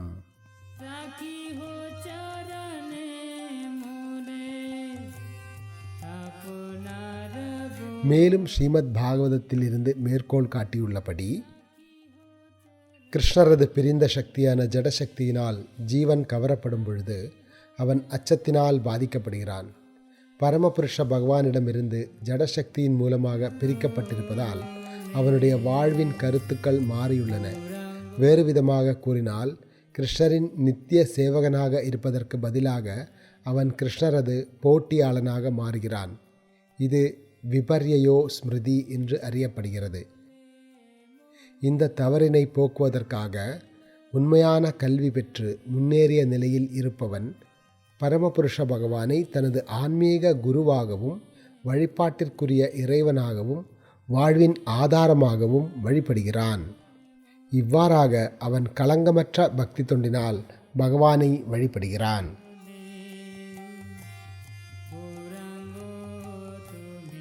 உண்மையான பிரேமை என்றால் என்ன என்பதை என்னிடமிருந்து தற்பொழுது கேட்பீராக. இதுவே வாழ்வின் மிக உயர்ந்த குறிக்கோளாகும். உடல் நடுக்கம், கண்களில் கண்ணீர், பாடுதல், ஆடுதல் ஆகியவை இதன் அறிகுறிகளாகும். ஸ்ரீமத் பாகவதத்தின் 11வது காண்டத்தில் இருந்து மேற்கோள் காட்டியுள்ளபடி, பரமபுருஷ பகவான் ஹரி தமது பக்தர்களிடமிருந்து எல்லா அமங்கலத்தையும் அகற்றுபவர். தூய பக்தர்கள் அவரை நினைவு கூறுவதாலும் மற்றவர்களுக்கு நினைவுபடுத்துவதாலும் பிரேமையின் அறிகுறிகளை வெளிப்படுத்துகின்றனர். இந்த நிலையானது முதலில் வைதி பக்தியினை பின்பற்றி பின்னர் ராக பக்தியின் தளத்திற்கு உயர்வு பெறுவதால் அடையப்படுகின்றது. மேலும் ஸ்ரீமத் பாகவதத்தில் இருந்து மேற்கோள் காட்டியுள்ளபடி, ஒருவன் உண்மையான முன்னேற்றத்தை அடைந்து தனக்கு பிரியமான பகவானின் திருநாமங்களை உச்சரிப்பதில் இன்பம் அடையும் பொழுது அவன் பற்றுதல் கொண்ட நிலையில் திருநாமத்தை பலமாக உச்சரிக்கிறான். சிரிக்கிறான், அழுகிறான், கிளர்ச்சி அடைகிறான், பித்தனை போன்று பாடுகிறான். அருகில் இருப்பவர் யாரை பற்றியும் கவலைப்படுவதில்லை. ஸ்ரீமத் பாகவதம் வேதாந்த சூத்திரத்தின் உண்மையான பொருளை வழங்குகின்றது. வேதாந்த சூத்திரத்தின் ஆசிரியரான அந்த சூத்திரங்களை ஸ்ரீமத் பாகவதத்தின் வடிவில் வழங்கியுள்ளார். கருட புராணத்தில் இருந்து மேற்கோள் காட்டியுள்ளபடி, வேதாந்த சூத்திரத்தின் பொருள் ஸ்ரீமத் பாகவதத்தில் வழங்கப்பட்டுள்ளது. மகாபாரதத்தின் முழு பொருளும் அதில் உள்ளது. பிரம்ம காயத்ரிக்கான விளக்க உரையும் அங்கே உள்ளது. எல்லா வேத ஞானத்துடன் முழுமையாக விரிவடைந்துள்ளது. ஸ்ரீமத் பாகவதம் எனப்படும் அந்த மிக உயர்ந்த புராணம் பரமபுருஷ பகவானால் அவரது வியாசதேவ அவதாரத்தில் இயற்றப்பட்டது. அது 12 ஸ்கந்தங்களையும் 335 அத்தியாயங்களையும் 18,000 ஸ்லோகங்களையும் உடையதாகும். ஸ்ரீமத் பாகவதத்திலிருந்து கூறியுள்ளபடி, எல்லா வேதங்களின் சாரமும் எல்லா இதிகாசங்களின் சாரமும் ஸ்ரீமத் பாகவதத்தில் சேகரிக்கப்பட்டுள்ளது. சர்வ வேதாந்த சாரம் ஹி ஸ்ரீமத் பாகவதம் இஷ்யதே. தத் ரசாமிருத த்ருபதஸ்ய நான்யத்ர ஸ்யாத் ரதி க்வச்சித். ஸ்ரீமத் பாகவதம் எல்லா வேத சாஸ்திரங்கள் மற்றும் வேதாந்த தத்துவத்தின் சாரமாக ஏற்கப்படுகிறது. ஸ்ரீமத் பாகவதத்தின் தெய்வீக ரசங்களை சுவைப்பவர் எவரும் ஒருபொழுதும் வேறெந்த சாஸ்திரங்களாலும் கவரப்படுவதில்லை. ஸ்ரீமத் பாகவதத்தின் தொடக்கத்தில் பிரம்ம காயத்ரி மந்திரத்திற்கான விளக்கம் உள்ளது. சத்தியம் பரம் என்னும் சொற்கள் சம்பந்தத்தினை சுட்டிக்காட்டுகின்றன. தீமஹி அதாவது தியானிக்கின்றோம் என்னும் சொல் பக்தி தொண்டாற்றுவதையும் வாழ்வின் இறுதி குறிக்கோளையும் காட்டுகின்றது. மேலும் ஸ்ரீமத் பாகவதத்தில் இருந்து மேற்கோள் காட்டியுள்ளபடி ஜன்மாத்யஸ்யதோ அதாவது எம்பெருமானே, ஸ்ரீகிருஷ்ணரே, வசுதேவரின் புதல்வரே, எங்கும் வியாபித்திருக்கும் முழுமுதற் கடவுளே, தங்களுக்கு எனது பணிவான வணக்கங்களை சமர்ப்பிக்கின்றேன். பகவான் ஸ்ரீகிருஷ்ணர் இந்த பிரபஞ்சங்களுடைய படைத்தல், காத்தல், அழித்தல் ஆகிய காரணங்களுக்கு மூல காரணமாகவும் பூரண உண்மையாகவும் இருப்பதால் அவரை நான் தியானிக்கின்றேன். எல்லா தோற்றங்களையும் அவர் நேரடியாகவோ மறைமுகமாகவோ அறிந்துள்ளார். மேலும் அவருக்கு அப்பால் வேறு எந்த காரணமும் இல்லாததால் அவர் சுதந்திரமானவர் ஆவார். முதல் ஜீவனான பிரம்மாவின் இதயத்தில் ஆதியில் வேத அறிவை புகட்டியவர் அவரே. நெருப்பினுள் நீரையும் நீர்மேல் நிலத்தையும் காண்பிக்கும் மாயாஜால தோற்றத்தினால் ஒருவன் குழப்பம் அடைவதைப் போல பெரும் முனிவர்களும் தேவர்களும் கூட ஸ்ரீகிருஷ்ணரால் மாயையில் வைக்கப்பட்டுள்ளனர். இயற்கையின் முக்குண பிரதிபலன்களால் தற்காலிகமாக தோற்றுவிக்கப்பட்டுள்ள ஜட பிரபஞ்சங்கள் பொய்யானவை என்ற போதிலும் அவை உண்மையானவையாக காட்சியளிப்பதற்கு உரிய ஒரு காரணப்பொருளும் அவரே ஆவார். எனவே ஜட உலக மாயையிலிருந்து நிரந்தரமாக விடுபட்டு தெய்வீக உலகில் நித்தியவாசம் புரியும் பகவான் ஸ்ரீகிருஷ்ணரின் மீது நான் தியானம் செய்கிறேன். அவரே பூரண உண்மை என்பதால் நான் அவரை தியானிக்கின்றேன். தர்மோ புரோஜித கைதவத்ரோ பரம நிர்மத்சராணாம் சதாம். ஸ்ரீமத் பாகவதத்திலிருந்து மேற்கோள் காட்டியுள்ளபடி இந்த பாகவத புராணம் பௌதீக நோக்கங்களை கொண்ட எல்லா மத செயல்களையும் முற்றிலுமாக புறக்கணித்து தூய்மையான இதயம் கொண்ட பக்தர்களால் புரிந்து கொள்ளப்படக்கூடிய மிக உயர்ந்த உண்மையை விவரிக்கின்றது. அந்த மிக உயர்ந்த உண்மை மாயையிலிருந்து முற்றிலும் வேறுபட்ட பூரண உண்மையாகும். அனைவருக்கும் நன்மை அளிக்கும் உண்மையாகும். மூவகை துன்பங்களை வேரோடு அழிக்கும் உண்மையாகும். மாமுனிவர் வேதவியாசரால் அவரது முதிர்ந்த நிலையில் தொகுக்கப்பட்ட இந்த அழகிய பாகவதம் ஒன்றே இறையுணர்விற்கு போதுமானதாகும். வேறு சாஸ்திரத்திற்கு என்ன அவசியம்? பாகவதத்தின் செய்தியை கவனத்துடனும் பணிவுடனும் செவியுற்ற மாத்திரத்தில் இந்த வழிமுறையினால் பரமபுருஷர் இதயத்தினுள் நிலைநாட்டப்படுகிறார். ஸ்ரீமத் பாகவதம் கிருஷ்ண சேவையிலிருந்து பெறப்படும் ரசங்களை பற்றிய நேரடி தகவலை வழங்குகிறது. எனவே ஸ்ரீமத் பாகவதம் எல்லா வேத சாஸ்திரங்களிலும் தலை சிறந்ததாகும்.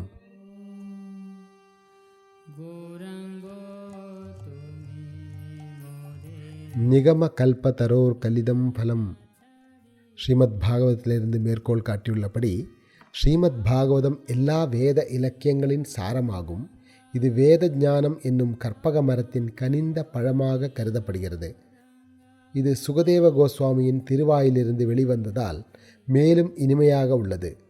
சிந்தனை உள்ளவர்களும் ரசங்களை அனுபவிப்பவர்களுமான நீங்கள் இந்த கனிந்த பழத்தினை சுவைப்பதற்கு எப்பொழுதும் முயல வேண்டும்.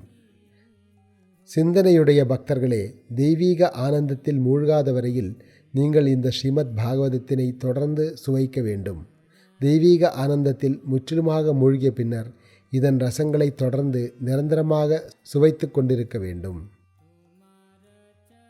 மேலும் ஸ்ரீமத் பாகவத்திலிருந்து கூறியபடி மந்திரங்களாலும் பிரார்த்தனைகளாலும் புகழப்படக்கூடிய முழுமுதற் கடவுளின் தெய்வீக லீலைகளை செவியுறுவதில் நாங்கள் ஒருபோதும் சோர்வடைவதில்லை. அவருடைய சங்கத்தினை அனுபவிப்பவர்கள் அவரது லீலைகளை செவியுறுவதில் ஒவ்வொரு தருணத்தையும் சுவைக்கின்றனர். ஸ்ரீ சைதன்ய மகாபிரபு பிரகாசானந்த சரஸ்வதிக்கு அறிவுறுத்தினார். ஆகவே ஸ்ரீமத் பாகவதத்தினை நன்றாக ஆராய்ந்து படியுங்கள். அப்பொழுது பிரம்மசூத்திரத்தின் உண்மையான பொருளை புரிந்து கொள்வீர்.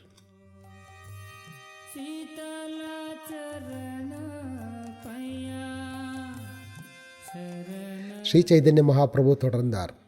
எப்பொழுதும் ஸ்ரீமத் பாகவதத்தினை விவாதித்து பகவான் கிருஷ்ணரின் திருநாமத்தினை இடைவிடாது சங்கீர்த்தனம் செய்வீராக. இவ்விதமாக நீங்கள் மிக எளிதில் முக்தி பெற்று பிரேமையின் அனுபவத்திற்கு உயர்த்தப்படுவீர்கள். பகவத்கீதையிலிருந்து மேற்கோள் காட்டியுள்ளபடி பிரம்மபூதா பிரசன்னாத்மா நசோச்சதி நகாம்ஷதி சமம் சர்வேஷு பூதேஷு மத் பக்திம் லபதே பராம்.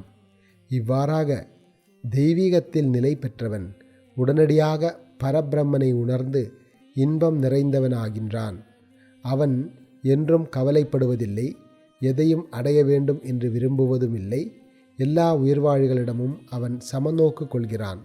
அத்தகு நிலையில் அவன் எனது தூய பக்தி தொண்டினை அடைகிறான்.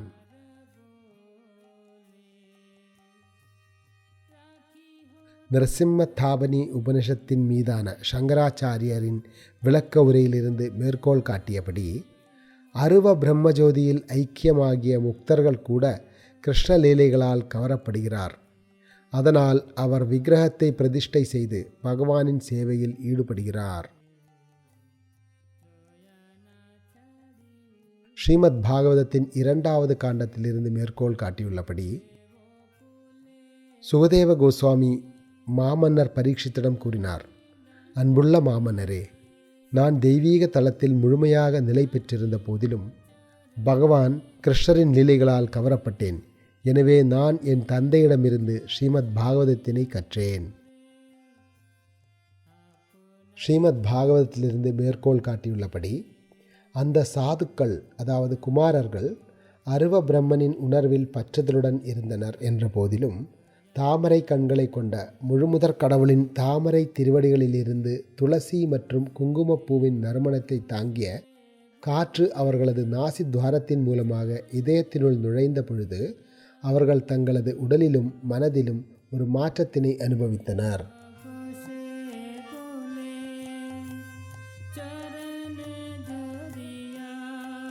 மேலும் ஸ்ரீமத் பாகவதத்திலிருந்து கூறியுள்ளபடி தம்மில் திருப்தியுற்றவர்களும் வெளிப்புற பௌதீக இச்சைகளால் கவரப்படாதவர்களும் கூட ஸ்ரீகிருஷ்ணரின் அன்பு தொண்டினால் கவரப்படுகின்றனர். அவரது குணங்கள் தெய்வீகமானவை, அவரது செயல்கள் அற்புதமானவை. முழுமுதற் கடவுளான ஹரி அத்தகு தெய்வீகமான கவர்ச்சிமிக்க அம்சங்களை கொண்டுள்ளதால் கிருஷ்ணர் என்று அழைக்கப்படுகிறார். அச்சமயத்தில் மகாராஷ்டிரா பகுதியில் இருந்து வந்திருந்த பிராமணர் ஆத்மாராமா ஸ்லோகத்திற்கு ஸ்ரீ சைதன்ய மகாபிரபு விளக்கமளித்துள்ளதை குறிப்பிட்டார். ஸ்ரீ சைதன்ய மகாபிரபு ஏற்கனவே இந்த ஸ்லோகத்தை 61 வழிகளில் விளக்கியுள்ளார் என்று மகாராஷ்டிர பிராமணர் கூறினார். அதை கேட்டு அனைவரும் வியப்படைந்தனர்.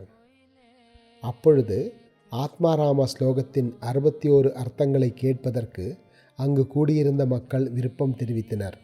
ஸ்ரீ சைதன்ய மகாபிரபு அவற்றை மீண்டும் அவர்களுக்கு விளக்கினார். ஆத்மாராமா ஸ்லோகத்திற்கான ஸ்ரீ சைதன்ய மகாபிரபுவின் விளக்கத்தினை கேட்டு அவர்கள் அனைவரும் வியப்பினால் பிரமித்தனர். ஸ்ரீ சைதன்ய மகாபிரபு சாக்ஷாத் பகவான் கிருஷ்ணரே என்று முடிவு செய்தனர். அந்த விளக்கங்களை வழங்கிவிட்டு ஸ்ரீ சைதன்ய மகாபிரபு அங்கிருந்து எழுந்து புறப்பட்டார். எல்லா மக்களும் தங்களது நமஸ்காரங்களை அவருக்கு அர்ப்பணித்து மகாமந்திரத்தினை உச்சரித்தனர்.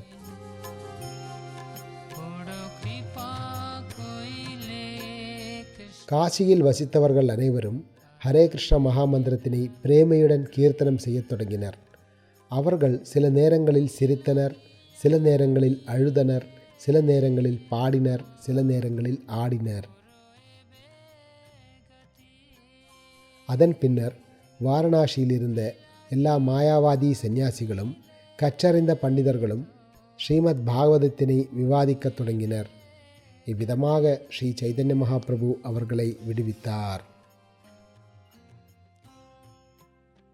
ஸ்ரீ சைதன்ய மகாபிரபு தமது அந்தரங்க சகாக்களுடன் இருப்பிடத்திற்கு திரும்பினார். இவ்வாறாக அவர் ஒட்டுமொத்த வாரணாசி நகரத்தையும் மற்றொரு நவதீபமாக, அதாவது நதியா நகரமாக மாற்றினார்.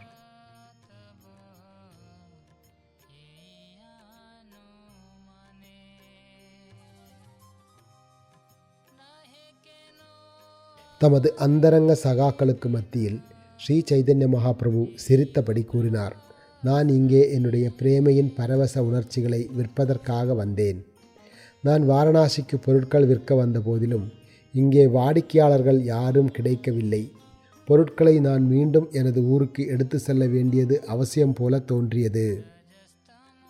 எனக்கு பொருட்களை வாங்குவதற்கு யாருமில்லை என்பதாலும் நான் அவற்றை சுமந்து செல்ல வேண்டும் என்பதாலும் நீங்கள் அனைவரும் மிகவும் வருத்தமடைந்தீர்கள். எனவே உங்களுடைய விருப்பத்தின்படி நான் அவற்றினை இலவசமாக விநியோகம் செய்துவிட்டேன். அச்சமயத்தில் மகாபிரபுவின் பக்தர்கள் அனைவரும் கூறினர், நீங்கள் வீழ்ச்சியுற்ற ஆத்மாக்களை விடுவிப்பதற்காகவே அவதரித்துள்ளீர். அவர்களை நீங்கள் முன்பு கிழக்கிலும் தெற்கிலும் விடுவித்தீர். தற்பொழுது மேற்கில் விடுவித்துள்ளீர். வாரணாசியின் மக்கள் உங்களுடைய திருப்பணிகளுக்கு எதிராக இருந்ததால் அந்த நகரம் மட்டும் எஞ்சியிருந்தது. தற்பொழுது நீங்கள் அவர்களையும் விடுவித்துள்ளதால் நாங்கள் அனைவரும் மிகவும் மகிழ்ச்சி அடைந்துள்ளோம். இச்சம்பவங்களின் செய்திகள் எங்கும் பரவின. அக்கம் பக்கத்து கிராமத்திலிருந்தும் நகரத்திலிருந்தும் ஸ்ரீ சைதன்ய மகாபிரபுவை காண்பதற்காக மக்கள் குவியத் தொடங்கினர். லட்சக்கணக்கான மக்கள் கணக்கிட இயலாத அளவில் ஸ்ரீ சைதன்ய மகாபிரபுவை காண வந்தனர். மகாபிரபுவின் வசிப்பிடம் மிகவும் சிறியதாக இருந்ததால் அனைவராலும் அவரை காண முடியவில்லை. ஸ்ரீ சைதன்ய மகாபிரபு கங்கையில் நீராட சென்ற பொழுதும் விஸ்வேஸ்வரரின் ஆலயத்தை தரிசிக்க சென்ற பொழுதும் மக்கள் அவரை காண்பதற்காக இருபுறமும் வரிசையாக நின்று கொண்டிருப்பர். ஸ்ரீ சைதன்ய மகாபிரபு மக்களை கடந்து சென்ற பொழுது அவர் தமது இரு கரங்களையும் உயர்த்தி உச்சரியுங்கள் கிருஷ்ணா ஹரி என்று கூறுவார். எல்லா மக்களும் அவரை ஹரே கிருஷ்ணா கீர்த்தனத்தின் மூலமாக வரவேற்றனர். கீர்த்தனத்தின் மூலமாக அவருக்கு உரிய மரியாதையினை அர்ப்பணித்தனர். இவ்விதமாக ஸ்ரீ சைதன்ய மகாபிரபு 5 நாட்கள் தொடர்ந்து வாரணாசி மக்களை விடுவித்தார்.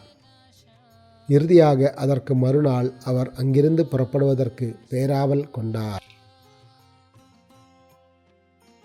அதாவது நாளில் வைகரைக்கு முன்பே எழுந்து ஸ்ரீ சைதன்ய மகாபிரபு அங்கிருந்து புறப்பட்டார். அப்பொழுது 5 பக்தர்கள் அவரை பின்தொடர ஆரம்பித்தனர். அந்த 5 பக்தர்கள் தபன் மிஸ்ரர், ரகுநாதர், மகாராஷ்டிர பிராமணர், சந்திரசேகரர், பரமானந்த கீர்த்தனியா. இந்த 5வரும் ஜெகநாத் பூரிக்கான ஸ்ரீ சைதன்ய மகாபிரபுவின் பயணத்தில் அவருடன் செல்ல விரும்பினர். ஆனால் மகாபிரபு கவனத்துடன் அவர்களுக்கு விடை கொடுத்தார். ஸ்ரீ சைதன்ய மகாபிரபு கூறினார், நீங்கள் என்னை காண விரும்பினால் பிற்காலத்தில் அங்கு வரலாம்.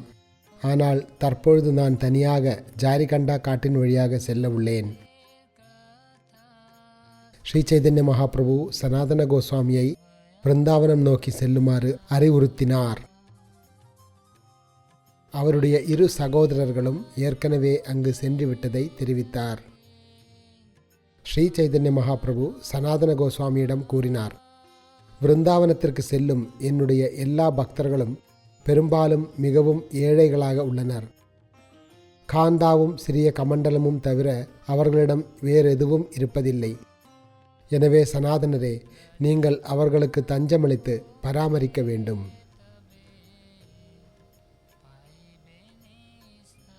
பொருளுரை: ஸ்ரீ சைதன்ய மகாபிரபுவின் அடிச்சுவடுகளை பின்பற்றி ஐரோப்பாவிலிருந்தும் அமெரிக்காவிலிருந்தும் வரக்கூடிய மேலை நாட்டு பக்தர்களுக்கு அடைக்கலம் கொடுப்பதற்காக நாங்கள் விருந்தாவனத்திலும் மாயாபுரிலும் நவத்வீபத்திலும் கோயில்களை எழுப்பியுள்ளோம். ஹரே கிருஷ்ணா இயக்கம் தொடங்கப்பட்ட நாளிலிருந்து பல்வேறு ஐரோப்பியர்களும் அமெரிக்கர்களும் விருந்தாவனத்தை தரிசிக்க வருகின்றனர். ஆனால் அங்கே எந்தவோர் ஆசிரமத்திலும் கோயிலிலும் அவர்கள் முறையாக வரவேற்கப்படுவதில்லை.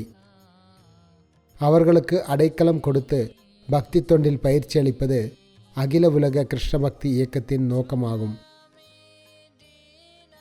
மேலும் இந்தியாவிற்கு வருவதற்கும் இந்தியாவில் ஆன்மீக வாழ்க்கையை புரிந்து கொள்வதற்கும் பல்வேறு சுற்றுலா பயணிகளும் ஆவலுடன் உள்ளனர். எங்களுடைய விருந்தாவனம் மற்றும் நவதீப கோயில்களில் உள்ள பக்தர்கள் அவர்களை தங்க வைப்பதற்கான ஏற்பாடுகளை கூடுமான வரையில் செய்ய வேண்டும். ஸ்லோகம் 184. இவ்வாறு கூறிய பின்னர் அவர்கள் அனைவரையும் ஆலிங்கனம் செய்துவிட்டு ஸ்ரீ சைதன்ய மகாபிரபு புறப்பட்டார். அவர்கள் அனைவரும் மூர்ச்சையுற்று கீழே விழுந்தனர். சிறிது நேரத்திற்கு பின்னர் எல்லா பக்தர்களும் எழுந்து மிகுந்த வருத்தத்துடன் தங்களது இல்லங்களுக்கு திரும்பினர். சனாதன கோஸ்வாமி விருந்தாவனத்தை நோக்கி தனியாக புறப்பட்டார். ரூபகோஸ்வாமி மதுராவை அடைந்த பொழுது யமுனை கரையிலுள்ள துருவா படித்துறை எனப்படும் இடத்தில் சுபுத்திராயரை சந்தித்தார். முன்பு சுபுத்திராயர் கவுட தேசத்தில், அதாவது வங்காளத்தில் மிகப்பெரிய ஜமீன்தாராக இருந்தார். அப்பொழுது சையத் உசைன் கான் என்பவன் சுபுத்திராயரிடம் வேலை செய்து வந்தான். சுபுத்திராயர் ஒரு பெரிய குளத்தை தோண்டுவதற்கு உசைன் கானை பொறுப்பாளியாக நியமித்திருந்தார். ஆனால் ஒருமுறை அவனிடம் சில தவறுகளை கண்டபொழுது அவனை சாட்டையால் அடித்தார். பிற்காலத்தில் எப்படியோ உசைன் கான் மத்திய முஸ்லிம் அரசாங்கத்தினால் வங்காளத்தின் நவாபாக நியமிக்கப்பட்டான். அவன் முந்தைய நன்றி கடனை தீர்ப்பதற்காக சுபுத்திராயரின் செல்வங்களை பெருக்கினான். பிற்காலத்தில் நவாப் சையத் உசைன் கானின் மனைவி அவனது உடலில் இருந்த சாட்டையின் அடையாளங்களை பார்த்து சுபுத்திராயரை கொலை செய்துவிடும்படி அவனிடம் வேண்டினாள். உசைன் கான் பதிலளித்தான், சுபுத்திராயர் என்னை மிகவும் நன்றாக பராமரித்து வந்தார். அவர் என் தந்தையை போன்றவர். தற்பொழுது நீ அவரை கொலை செய்யும்படி வேண்டுகிறாய். இது நல்ல கோரிக்கை அன்று. இறுதியான மாற்று வழியாக நவாபின் மனைவி அவனிடம் சுபுத்திராயரின் ஜாதியை எடுத்துவிட்டு அவரை ஒரு முஸ்லீமாக மாற்றிவிடும்படி ஆலோசனை கூறினாள். ஆனால் தான் அவ்வாறு செய்தால் சுபுத்திராயர் உயிர் வாழ மாட்டார் என்று உசைன் கான் பதிலளித்தான். அந்த சூழ்நிலை அவனுக்கு மிகவும் சங்கடத்தை கொடுத்தது. அவனது மனைவி சுபுத்திராயரை கொல்லும்படி அவனிடம் மீண்டும் மீண்டும் கூறிக்கொண்டிருந்தாள். இறுதியாக நவாப் முஸ்லிம்களால் உபயோகிக்கப்படும் குடுவையிலிருந்து சிறிது நீரை எடுத்து சுபுத்திராயரின் தலையில் தெளித்தான். நவாப் தம் மீது தண்ணீர் தெளித்ததை சாதகமாக எடுத்துக்கொண்டு சுபுத்திராயர் தமது குடும்பத்தையும் தொழிலையும் துறந்து வாரணாசிக்கு சென்றார். வாரணாசியின் கற்றறிந்த பிராமணர்களிடம் தாம் இஸ்லாமிற்கு மாறியதை எவ்வாறு முறியடிக்க முடியும் என்று சுபுத்திராயர் ஆலோசித்த பொழுது கொதிக்கும் நெய்யினை குடித்து உயிரை விட்டு விடும்படி அவர்கள் அவருக்கு அறிவுறுத்தினர். வேறு பிராமணர்களை சுபுத்திராயர் ஆலோசித்த பொழுது அவர்களோ ராயர் ஒன்றும் பெரிய குற்றத்தினை செய்யவில்லை என்றும் நெய்யை குடித்து உயிரை விட தேவையில்லை என்றும் கூறினர். இதன் விளைவாக என்ன செய்வது என்பதில் சுபுத்திராயர் சந்தேகம் கொண்டிருந்தார். குழம்பிய நிலையில் இருந்த சுபுத்திராயர் ஸ்ரீ சைதன்ய மகாபிரபு வாரணாசியில் இருந்த பொழுது அவரை சந்தித்தார். சுபுத்திராயர் தமது நிலையினை எடுத்துரைத்து தாம் என்ன செய்ய வேண்டும் என்று ஸ்ரீ சைதன்ய மகாபிரபுவிடம் வினவினார். மகாபிரபு அவருக்கு அறிவுறுத்தினார், இங்கிருந்து விருந்தாவனம் சென்று ஹரே கிருஷ்ண மந்திர கீர்த்தனத்தில் இடைவிடாமல் ஈடுபடுங்கள். ஸ்ரீ சைதன்ய மகாபிரபு சுபுத்திராயரிடம் மேலும் அறிவுறுத்தினார், ஹரே கிருஷ்ண மகாமந்திரத்தினை உச்சரிக்க தொடங்குங்கள். உங்களுடைய உச்சாடனம் ஏறக்குறைய தூய்மையடையும் பொழுது உங்களது எல்லா பாவங்களும் விலகி சென்றுவிடும். நீங்கள் பக்குவமாக உச்சரிக்க தொடங்கிய பின்னர் கிருஷ்ணரின் தாமரை திருவடிகளில் புகலிடத்தினை பெறுவீர்கள். நீங்கள் கிருஷ்ணரின் தாமரை திருவடிகளில் நிலை பெறும் பொழுது எந்த ஒரு பாவமும் உங்களை தீண்டாது. இதுவே எல்லா பாவ செயல்களுக்குமான மிகச்சிறந்த பிராயச்சித்தமாகும். இவ்வாறாக விருந்தாவனம் செல்வதற்கான உத்தரவை ஸ்ரீ சைதன்ய மகாபிரபுவிடமிருந்து பெற்ற சுபுத்திராயர் வாரணாசியிலிருந்து பிரயாகை, அயோத்தியா, நைமிஷாரண்யம் வழியாக விருந்தாவனம் நோக்கி புறப்பட்டார். சுபுத்திராயர் நைமிஷாரண்யத்தில் சில நாட்கள் தங்கியிருந்தார். அத்தருணத்தில் ஸ்ரீ சைதன்ய மகாபிரபு விருந்தாவனத்தை தரிசித்துவிட்டு பிரயாகைக்கு சென்றார். மதுராவை அடைந்த பின்னர் சுபுத்திராயர் மகாபிரபுவின் பயண விவரங்களை பெற்று தம்மால் மகாபிரபுவை சந்திக்க இயலாததை நினைத்து மிகவும் வருத்தமுற்றார். சுபுத்திராயர் காட்டிலிருந்து விறகுகளை சேகரித்து மதுரா நகரத்தில் அதனை விற்பது வழக்கம். ஒவ்வொரு சுமைக்கும் 5-6 பைசா கிடைக்கும். விறகு விற்று வாழ்வாதாரத்தை ஈட்டிய சுபுத்திராயர் 1 பைசா மதிப்புடைய வறுத்த பட்டாணியை உண்டு வாழ்ந்து வந்தார். மீதமிருந்த பைசாக்கள் அனைத்தையும் ஒரு வணிகரிடம் சேமித்து வைத்தார். சுபுத்திராயர் தம்முடைய சேமிப்பினை மதுராவிற்கு வருகை தரும் வங்காள வைஷ்ணவர்களுக்காக செலவழிப்பது வழக்கம். அவர்களுக்கு அவர் தயிர், சாதம், தேய்த்து குளிப்பதற்கான எண்ணெய் முதலியவற்றை வழங்குவார். ஏழ்மையினால் பாதிக்கப்பட்ட வைஷ்ணவரை காணும் பொழுது அவர் தமது பணத்தை அவருக்கு உணவளிப்பதற்காக செலவிடுவார்.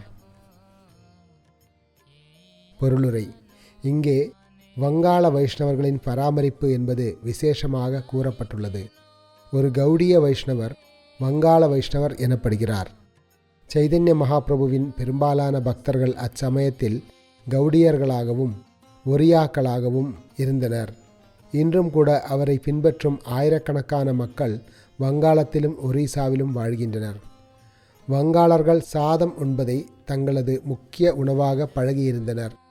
அவர்கள் வடக்கிலுள்ள மதுராவிற்கு சென்ற பொழுது அங்குள்ள மக்கள் பொதுவாக கோதுமையினால் தயாரிக்கப்பட்ட சப்பாத்திகள் அல்லது ரொட்டிகளை உண்பதை பார்த்தனர்.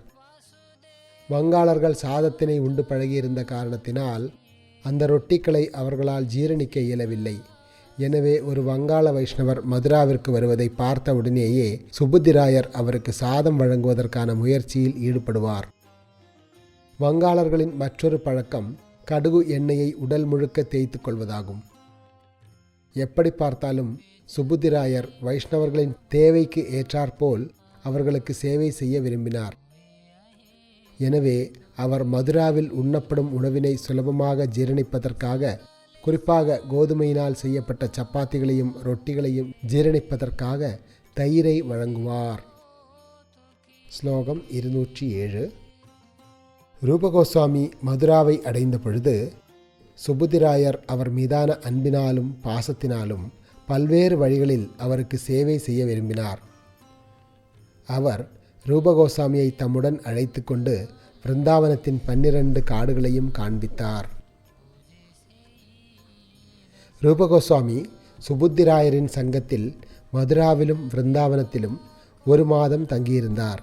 அதன் பிறகு விருந்தாவனத்தை விட்டு விலகி தமது மூத்த சகோதரரான சனாதன கோஸ்வாமியை தேட சென்றார். ஸ்ரீ சைதன்ய மகாபிரபு கங்கை கரையின் வழியாக பிரயாகைக்கு சென்றார் என்பதை கேள்விப்பட்டு ரூபகோஸ்வாமியும் அவரது சகோதரரான அனுபமரும் அவ்வழியே மகாபிரபுவை சந்திக்க சென்றனர். மறுபுறம் சனாதன கோஸ்வாமியோ ஸ்ரீ சைதன்ய மகாபிரபுவின் கட்டளைகளை பின்பற்றி பிரயாகையை அடைந்த பின்னர் பொதுவான பாதையின் வழியாக விருந்தாவனத்திற்கு சென்றார்.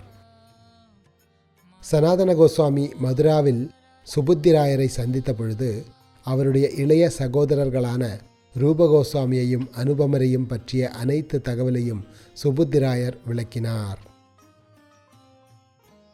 சனாதன கோஸ்வாமி விருந்தாவனத்திற்கு பொது வழியில் சென்றதாலும் ரூபகோஸ்வாமியும் அனுபமரும் கங்கை கரையின் பாதையில் சென்றதாலும் அவர்களால் சந்தித்து கொள்ள முடியவில்லை.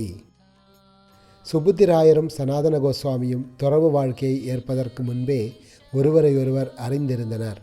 எனவே சுபுத்திராயர் சனாதன கோஸ்வாமியிடம் பெரும் பாசத்தினை காட்டினார். ஆனால் சனாதன கோஸ்வாமி அவருடைய உணர்ச்சிகளையும் பாசத்தையும் ஏற்பதற்கு தயங்கினார்.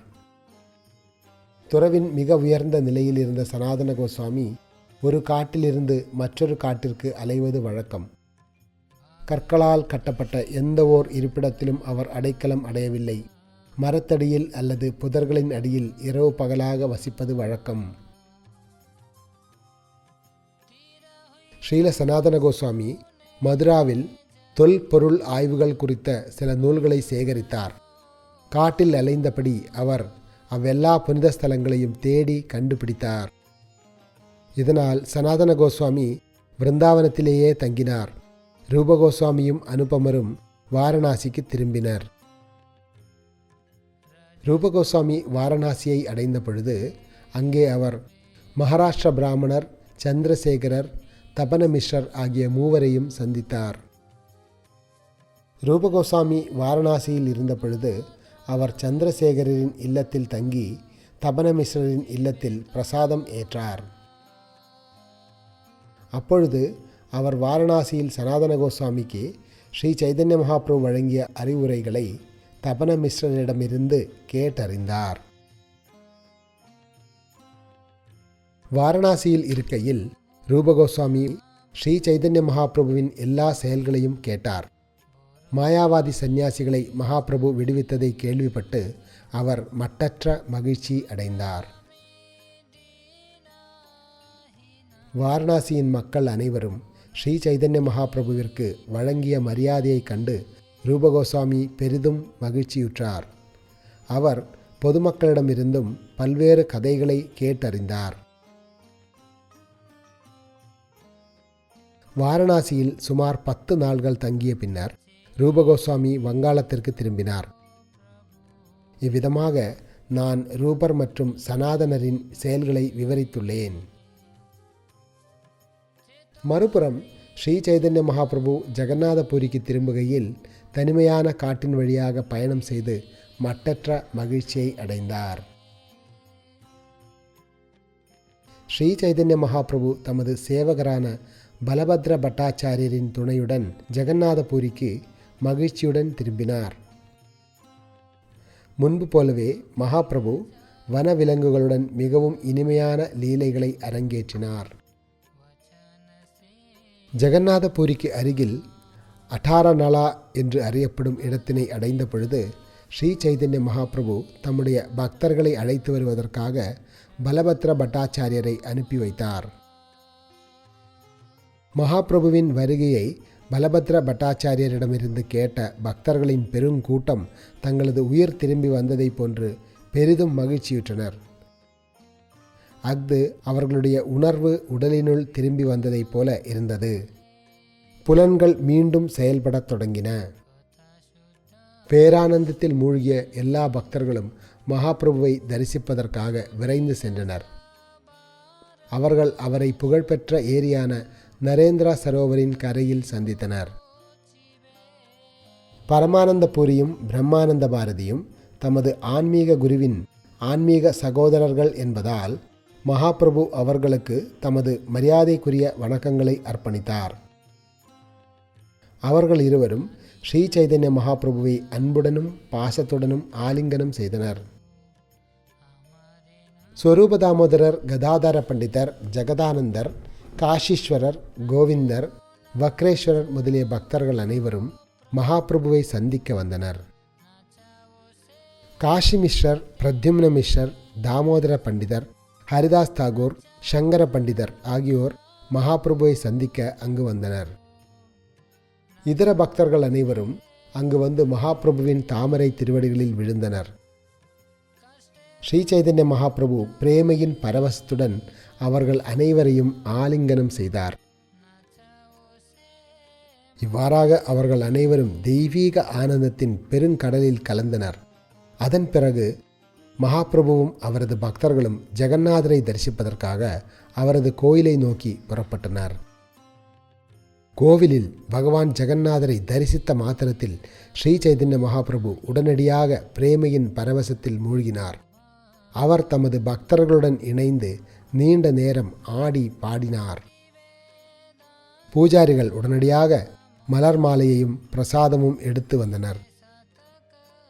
துளசி என்ற கோயில் மணியக்காரரும் அங்கு வந்து தமது வணக்கங்களை ஸ்ரீ சைதன்ய மகாபிரபுவிற்கு அர்ப்பணித்தார். ஸ்ரீ சைதன்ய மகாபிரபு ஜெகநாதபுரியை அடைந்துவிட்ட செய்தி எங்கும் பரவியது. சார்வபௌம பட்டாச்சாரியர், ராமானந்தராயர், வாணிநாதராயர் ஆகிய பக்தர்களும் அவரை சந்திக்க வந்தனர். மகாபிரபு அனைத்து பக்தர்களையும் தம்முடன் அழைத்து கொண்டு காஷி மிஸ்ரரின் இல்லத்திற்கு சென்றார்.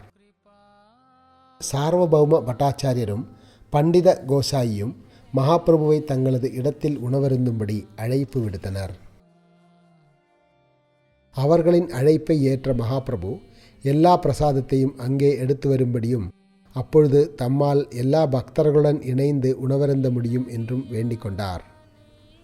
ஸ்ரீ சைதன்ய மகாபிரபுவின் உத்தரவை பெற்று சார்வபௌம பட்டாச்சாரியரும் பண்டித கோசாயியும் ஜெகநாதரின் கோயிலிலிருந்து போதுமான அளவு பிரசாதத்தினை கொண்டு வந்தனர். மகாபிரபு தமது இடத்தில் இருந்தபடி அனைவருடன் இணைந்து உணவருந்தினார். இவ்வாறாக ஸ்ரீ சைதன்ய மகாபிரபு விருந்தாவனத்திலிருந்து ஜெகநாதபுரிக்கு எவ்வாறு திரும்பினார் என்பதை விவரித்துள்ளேன். ஸ்ரீ சைதன்ய மகாபிரபுவின் லீலைகளை நம்பிக்கையுடனும் அன்புடனும் செவியுறுபவர் வெகு விரைவில் மகாபிரபுவின் தாமரை திருவடிகளில் அடைக்கலம் பெறுவர். இவ்வாறாக ஜெகநாதபுரியிலிருந்து ஸ்ரீ சைதன்ய மகாபிரபு மேற்கொண்ட பயண விவரங்களை எடுத்துரைக்கும் மத்திய லீலையின் சுருக்கத்தினை வழங்கியுள்ளேன். வருகை புறப்பாடு என மகாபிரபு 6 ஆண்டுகள் தொடர்ந்து பயணம் செய்து கொண்டிருந்தார். 24 வயதில் சந்நியாசம் ஏற்ற பின்னர் ஸ்ரீ சைதன்ய மகாபிரபு மேலும் 24 ஆண்டுகள் வாழ்ந்தார். அதன் 6 ஆண்டுகளில் அவர் இந்தியா முழுவதும் பரவலாக பயணம் செய்தார். அவ்வப்போது ஜெகநாதபுரிக்கு வந்து சென்றார். 6 ஆண்டுகள் பயணம் செய்த பின்னர் மகாபிரபு தமது இருப்பிடத்தினை ஜெகநாதபுரியில் நிலைப்படுத்தினார். அங்கே அவர் தமது வாழ்வின் 18 ஆண்டுகள் தங்கியிருந்தார். அந்த 18 ஆண்டுகளில் அவர் முக்கியமாக தமது பக்தர்களுடன் ஹரே கிருஷ்ணா கீர்த்தனத்தில் ஈடுபட்டார். நான் தற்பொழுது மத்திய லீலையினை வரிசை கிரமமாக மீண்டும் எடுத்துரைக்கின்றேன்.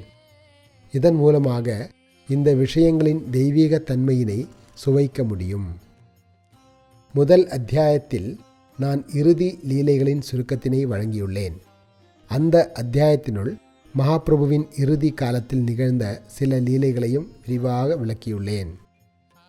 2வது அத்தியாயத்தில் ஸ்ரீ சைதன்ய மகாபிரபு பித்தனை போல பேசுவதை குறிப்பிட்டுள்ளேன். மேலும் அவர் வெவ்வேறு பாவங்களை எவ்வாறு வெளிப்படுத்தினார் என்பதற்கான குறிப்புகளையும் அந்த அத்தியாயத்தினுள் வழங்கியுள்ளேன். 3வது அத்தியாயத்தில் மகாபிரபு சந்நியாசம் ஏற்றதையும் அவர் எவ்வாறு அத்வைத ஆச்சாரியரின் இல்லத்தில் லீலைகளை அனுபவித்தார் என்பதையும் விவரித்துள்ளேன். 4வது அத்தியாயத்தில் மாதவேந்திரபுரி கோபால விக்கிரகத்தை பிரதிஷ்டை செய்ததையும் ரெமுனாவில் கோபிநாதர் கீர்பானையை திருடியதையும் விவரித்துள்ளேன். 5வது அத்தியாயத்தில் சாக்ஷி கோபாலரின் சரித்திரத்தினை வர்ணித்துள்ளேன். அதனை நித்யானந்த பிரபு விவரிக்க ஸ்ரீ சைதன்ய மகாபிரபு கேட்டு சுவைத்தார். 6வது அத்தியாயத்தில் சார்வபௌம பட்டாச்சாரியர் எவ்வாறு விடுவிக்கப்பட்டார் என்பதை விவரித்துள்ளேன். 7வது அத்தியாயத்தில் மகாபிரபுவின் தீர்த்த யாத்திரையையும் அவர் வாசுதேவரை விடுவித்ததையும் விவரித்துள்ளேன். 8வது அத்தியாயத்தில் மகாபிரபுவிற்கும் ராமானந்தராயருக்கும் இடையிலான விரிவான உரையாடலை பதிவு செய்துள்ளேன். எல்லா வேத சாஸ்திரங்களின் சித்தாந்த சாரத்தினை ராமானந்தராயரிடமிருந்து மகாபிரபுவே நேரடியாக கேட்டார். 9வது அத்தியாயத்தில் தென்னிந்தியாவிற்கும் இதர பகுதிகளுக்கும் மகாபிரபு மேற்கொண்ட தீர்த்த யாத்திரையினை விவரித்துள்ளேன். 10வது அத்தியாயத்தில் அவர் தம்முடைய பக்தர்களை சந்திப்பதை பற்றி விவரித்துள்ளேன். 11வது அத்தியாயத்தில் ஜெகநாதரை வலம் வந்தபடி நிகழ்ந்த மாபெரும் ஹரே கிருஷ்ண மகாமந்திர கீர்த்தனத்தினை விளக்கியுள்ளேன். 12வது அத்தியாயத்தில் குண்டீச்சா கோயிலை தூய்மை செய்ததை வர்ணித்துள்ளேன். 13வது அத்தியாயத்தில் ஜெகநாதரின் ரதத்திற்கு முன்பான ஸ்ரீ சைதன்ய மகாபிரபுவின் நடனத்தினை விவரித்துள்ளேன். 14வது அத்தியாயத்தில் ஹெரா பஞ்சமி திருவிழாவினை விவரித்துள்ளேன். மேலும் கோபியர்களின் பரவச பாவங்கள் ஸ்வரூப தாமோதரரால் விவரிக்கப்பட்டு அவை எவ்வாறு ஸ்ரீ சைதன்ய மகாபிரபுவினால் சுவைக்கப்பட்டன என்பதையும் 14வது அத்தியாயத்தில் விவரித்துள்ளேன். 15வது அத்தியாயத்தில் ஸ்ரீ சைதன்ய மகாபிரபு தமது பக்தர்களின் குணங்களை வெகுவாக புகழ்ந்ததையும் சார்வபௌம பட்டாச்சாரியரின் இல்லத்தில் உணவருந்தியதையும் அச்சமயத்தில் அமோகனை விடுவித்ததையும் விவரித்துள்ளேன். 16வது அத்தியாயத்தில் ஸ்ரீ சைதன்ய மகாபிரபு எவ்வாறு பிருந்தாவனத்திற்கு வங்காளத்தின் வழியாக புறப்பட்டார் என்பதையும் அதன் பின்னர் கனாய் நாட்டசாலாவில் இருந்து ஜெகநாதபுரிக்கு திரும்பி வந்தார் என்பதையும் விவரித்துள்ளேன். 17வது அத்தியாயத்தில் மாபெரும் காடான ஜாரிகண்டத்தின் வழியாக பயணம் செய்து மகாபிரபு மதுராவை அடைந்ததை விவரித்துள்ளேன். 18வது அத்தியாயத்தில் விருந்தாவன காடுகளை அவர் தரிசித்ததை பற்றிய வர்ணனைகள் உள்ளன. 19வது அத்தியாயத்தில் மகாபிரபு மதுராவிலிருந்து பிரயாகைக்கு எவ்வாறு திரும்பினார் என்பதையும் பக்தி தொண்டினை பரப்புவதற்காக ஸ்ரீல ரூப கோஸ்வாமிக்கு எவ்வாறு சக்தி அளித்தார் என்பதையும் விவரித்துள்ளேன். 20வது அத்தியாயத்தில் மகாபிரபுவும் சனாதன கோஸ்வாமியும் சந்தித்ததை பற்றி விவரிக்கப்பட்டுள்ளது. மேலும் பரமபுருஷ பகவானின் தனிப்பட்ட ரூபங்களை பற்றிய மகாபிரபுவின் விளக்கங்களும் அதில் உள்ளன. 21வது அத்தியாயத்தில் கிருஷ்ணருடைய அழகும் ஐஸ்வர்யமும் விவரிக்கப்பட்டுள்ளது. 22வது அத்தியாயத்தில் சாதன பக்தியை இருவிதமாக நிறைவேற்றுவது குறித்து விவரிக்கப்பட்டுள்ளது. 23வது அத்தியாயத்தில் தெய்வீக பிரேம பக்தியின் ரசங்களை பற்றிய விளக்கங்கள் உள்ளன. 24வது அத்தியாயத்தில் மகாபிரபு எவ்வாறு ஆத்மாராமா ஸ்லோகத்தினை ஆய்வு செய்தார் என்பதை விவரித்துள்ளேன். 25வது அத்தியாயத்தில் வாரணாசியில் வசித்தவர்கள் எவ்வாறு வைஷ்ணவத்திற்கு மாற்றப்பட்டனர் என்பதையும் மகாபிரபு எவ்வாறு வாரணாசியிலிருந்து நீலாச்சலத்திற்கு திரும்பினார் என்பதையும் விவரித்துள்ளேன். இவ்வாறாக நான் இந்த லீலைகளை 25வது அத்தியாயத்தில் சுருக்கமாக வழங்கியுள்ளேன். இந்த சுருக்கத்தினை செவியுறுவதால் இந்த சாஸ்திரத்தின் முழு பொருளையும் புரிந்து கொள்ள முடியும்.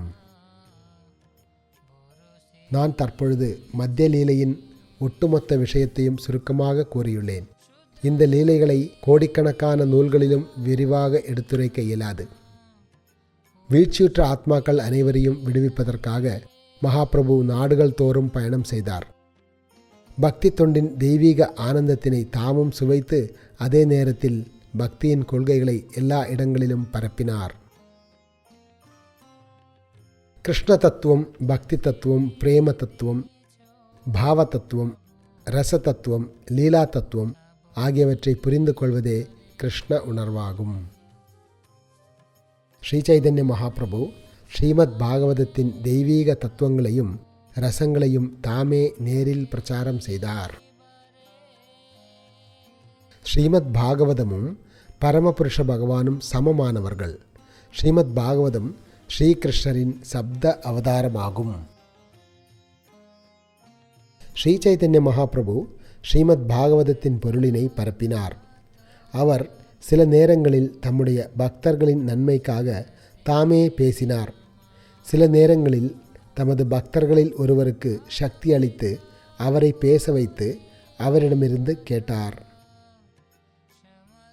பொருளுரை: சீர்மிகு ஆசிரியர் அல்லது ஆச்சாரியர் என்ற முறையில் ஸ்ரீ சைதன்ய மகாபிரபு ஸ்ரீமத் பாகவதத்தை மிகவும் விரிவாக விளக்கினார்.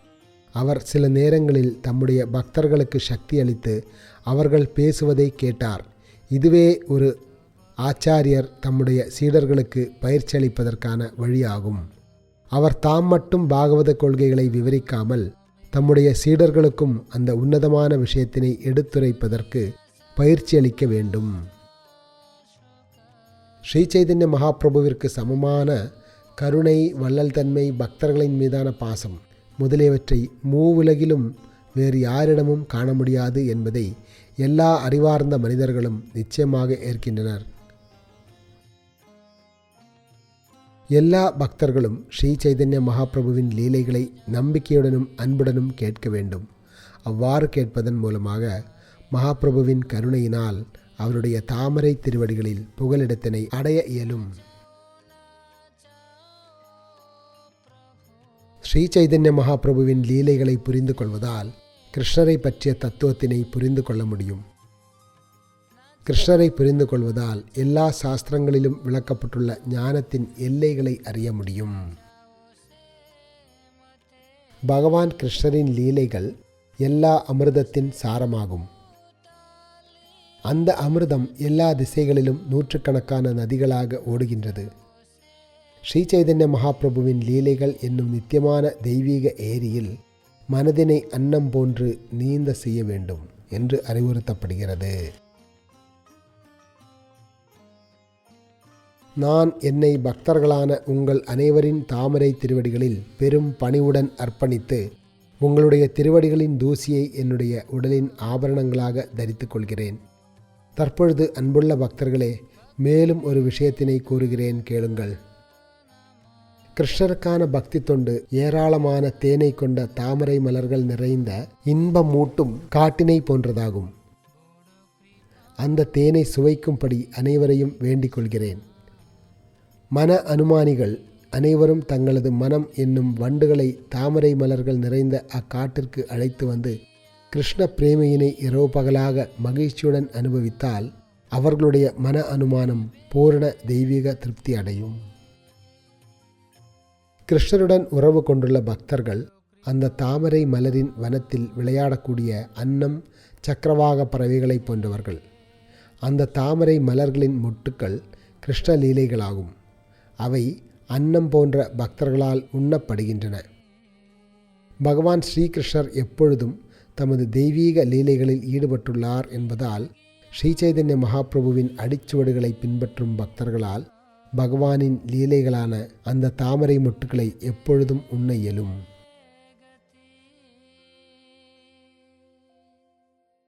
ஸ்ரீ சைதன்ய மகாபிரபுவின் எல்லா பக்தர்களும் அந்த ஏரிக்கு செல்ல வேண்டும்.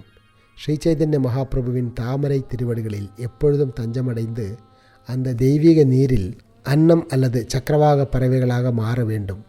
அவர்கள் பகவான் ஸ்ரீகிருஷ்ணருக்கு தொடர்ந்து சேவை செய்து வாழ்வை நிரந்தரமாக அனுபவிக்க வேண்டும். இவ்விதமாக எல்லா துயரங்களும் அழிக்கப்பட்டு பக்தர்கள் பேரானந்தத்தினை அடைவர். அங்கே பிரேமையின் மகிழ்ச்சி காணப்படும். ஸ்ரீ சைதன்ய மகாபிரபுவின் தாமரை திருவடிகளில் புகலிடம் பெற்றுள்ள பக்தர்கள் அமிர்தமயமான பக்தி தொண்டினை உலகம் முழுவதும் விநியோகிப்பதற்கான பொறுப்பினை ஏற்கின்றனர். அவர்கள் நிலத்தில் நீரை பொழியும் மேகங்களைப் போன்று இந்த உலகத்தில் பிரேமையின் பழத்திற்கு ஊட்டமளிக்கின்றனர். அந்த பழத்தினை பக்தர்கள் தங்களது இதயம் திருப்தி அடையும் அளவிற்கு உண்கின்றனர். அவர்களால் மீதம் வைக்கப்படுபவை பொதுமக்களால் உண்ணப்படுகின்றன. இவ்வாறாக அவர்களும் மகிழ்ச்சியாக வாழ்கின்றனர். ஸ்ரீ சைதன்ய மகாபிரபுவின் லீலைகள் அமிர்தத்தினால் நிறைந்தவை. பகவான் கிருஷ்ணரின் லீலைகள் கற்பூரம் போன்றவை.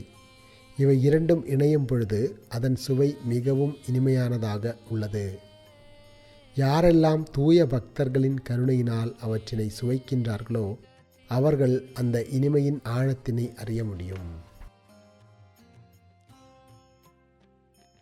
மக்கள் போதுமான அளவு தானியங்களை உண்பதால் பலமாகவும் வலுவாகவும் ஆகின்றனர். ஆனால் சாதாரண தானியங்களை மட்டும் உண்டு ஸ்ரீ சைதன்ய மகாபிரபு மற்றும் கிருஷ்ணரின் தெய்வீக லீலைகளை சுவைக்காமல் இருக்கும் பக்தன் படிப்படியாக வலுவிழந்து தெய்வீக ஸ்தானத்திலிருந்து வீழ்ச்சி அடைகிறான். இருப்பினும் கிருஷ்ண லீலைகள் என்னும் அமிர்தத்தின் ஒரு துளியினை பருகினால் கூட அவனது உடலும் மனமும் பூத்து குலுங்கத் தொடங்குகின்றன. அவன் சிரித்து பாடி ஆடத் தொடங்குகிறான். பொருளுரை: கிருஷ்ண பக்தி இயக்கத்துடன் தொடர்புடைய எல்லா பக்தர்களும் மொழிபெயர்க்கப்பட்டுள்ள எல்லா நூல்களையும் சைதன்ய சரிதாமிர்தம், ஸ்ரீமத் பாகவதம், பகவத்கீதை மற்றும் இதர நூல்கள் இவற்றை படித்தல் அவசியமாகும். இல்லாவிடில் சிறிது காலத்திற்கு பின்னர் அவர்கள் வெறுமனே உண்டு உறங்கி தங்களுடைய நிலையிலிருந்து வீழ்ச்சி அடைவர்.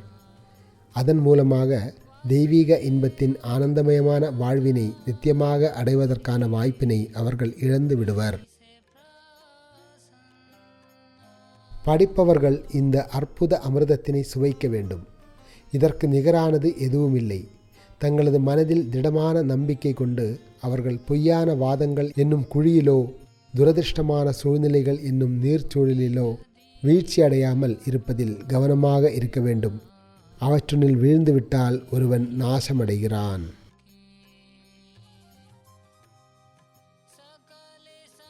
முடிவாக ஸ்ரீ சைதன்ய மகாபிரபு, நித்யானந்த பிரபு, அத்வைத பிரபு, பகவானின் எல்லா இதர பக்தர்கள் மற்றும் வாசகர்களின் தாமரை திருவடிகளை எனது தலையில் கிரீடமாக ஏற்று என்னை நான் அர்ப்பணிக்கின்றேன். அதன் மூலமாக எனது எல்லா நோக்கங்களும் நிறைவேற்றப்படும். ஸ்ரீல ரூப கோஸ்வாமி, ஸ்ரீல சனாதன கோஸ்வாமி, ரகுநாத் தாச கோஸ்வாமி, ரகுநாத பட்ட கோஸ்வாமி, ஜீவ கோஸ்வாமி ஆகியோரின் திருவடிகளை எனது சிரசில் ஏற்று நான் எப்பொழுதும் அவர்களின் கருணையினை விரும்புகிறேன். இவ்வாறாக கிருஷ்ணதாசனாகிய நான் பகவான் கிருஷ்ணரின் லீலைகளுடன் கலந்த ஸ்ரீ சைதன்ய மகாபிரபுவின் லீலைகள் என்னும் அமிர்தத்தினை விவரிப்பதற்கு பணிவுடன் முயல்கின்றேன். ஸ்ரீ மதனகோபாலர் மற்றும் கோவிந்த தேவரின் திருப்திக்காக ஸ்ரீ சைதன்ய சரிதாமிர்தம் என்னும் இந்த நூலானது ஸ்ரீகிருஷ்ண சைதன்ய மகாபிரபுவிற்கு அர்ப்பணிக்கப்படலாம் என்று யாம் பிரார்த்திக்கின்றோம். சைதன்ய சரிதாமிர்தத்தில் உள்ள பகவான் ஸ்ரீ சைதன்ய மகாபிரபுவின் லீலைகள் மிகவும் இரகசியமானவை. இது எல்லா பக்தர்களுக்கும் உயிர் மூச்சாகும். பன்றிகளைப் போன்ற பொறாமை கொண்டவர்கள் இந்த இலக்கியத்தினை சுவைப்பதற்கு தகுதியற்றவர்கள். அவர்களால் நிச்சயம் இதனை பாராட்ட முடியாது. இருப்பினும் அஃது என்னுடைய முயற்சியினை எந்த விதத்திலும் பாதிக்காது. பகவான் ஸ்ரீ சைதன்ய மகாபிரபுவின் இந்த லீலைகள் தெளிவான இதயத்தை கொண்டுள்ள எல்லா சாதுக்களையும் நிச்சயமாக திருப்திப்படுத்தும். அவர்கள் நிச்சயமாக இதனை அனுபவிப்பர். இந்நூல் அவர்களுடைய இன்பத்தினை மென்மேலும் அதிகரிக்க வேண்டும் என்று யாம் விரும்புகின்றோம். வாரணாசியில் வசித்தவர்கள் எவ்வாறு வைஷ்ணவத்திற்கு மாற்றப்பட்டனர் என்பதை விளக்கக்கூடிய ஸ்ரீ சைதன்ய சரிதாமிர்தம் மத்தியலீலை 25வது அத்தியாயம் இத்துடன் நிறைவடைகின்றன.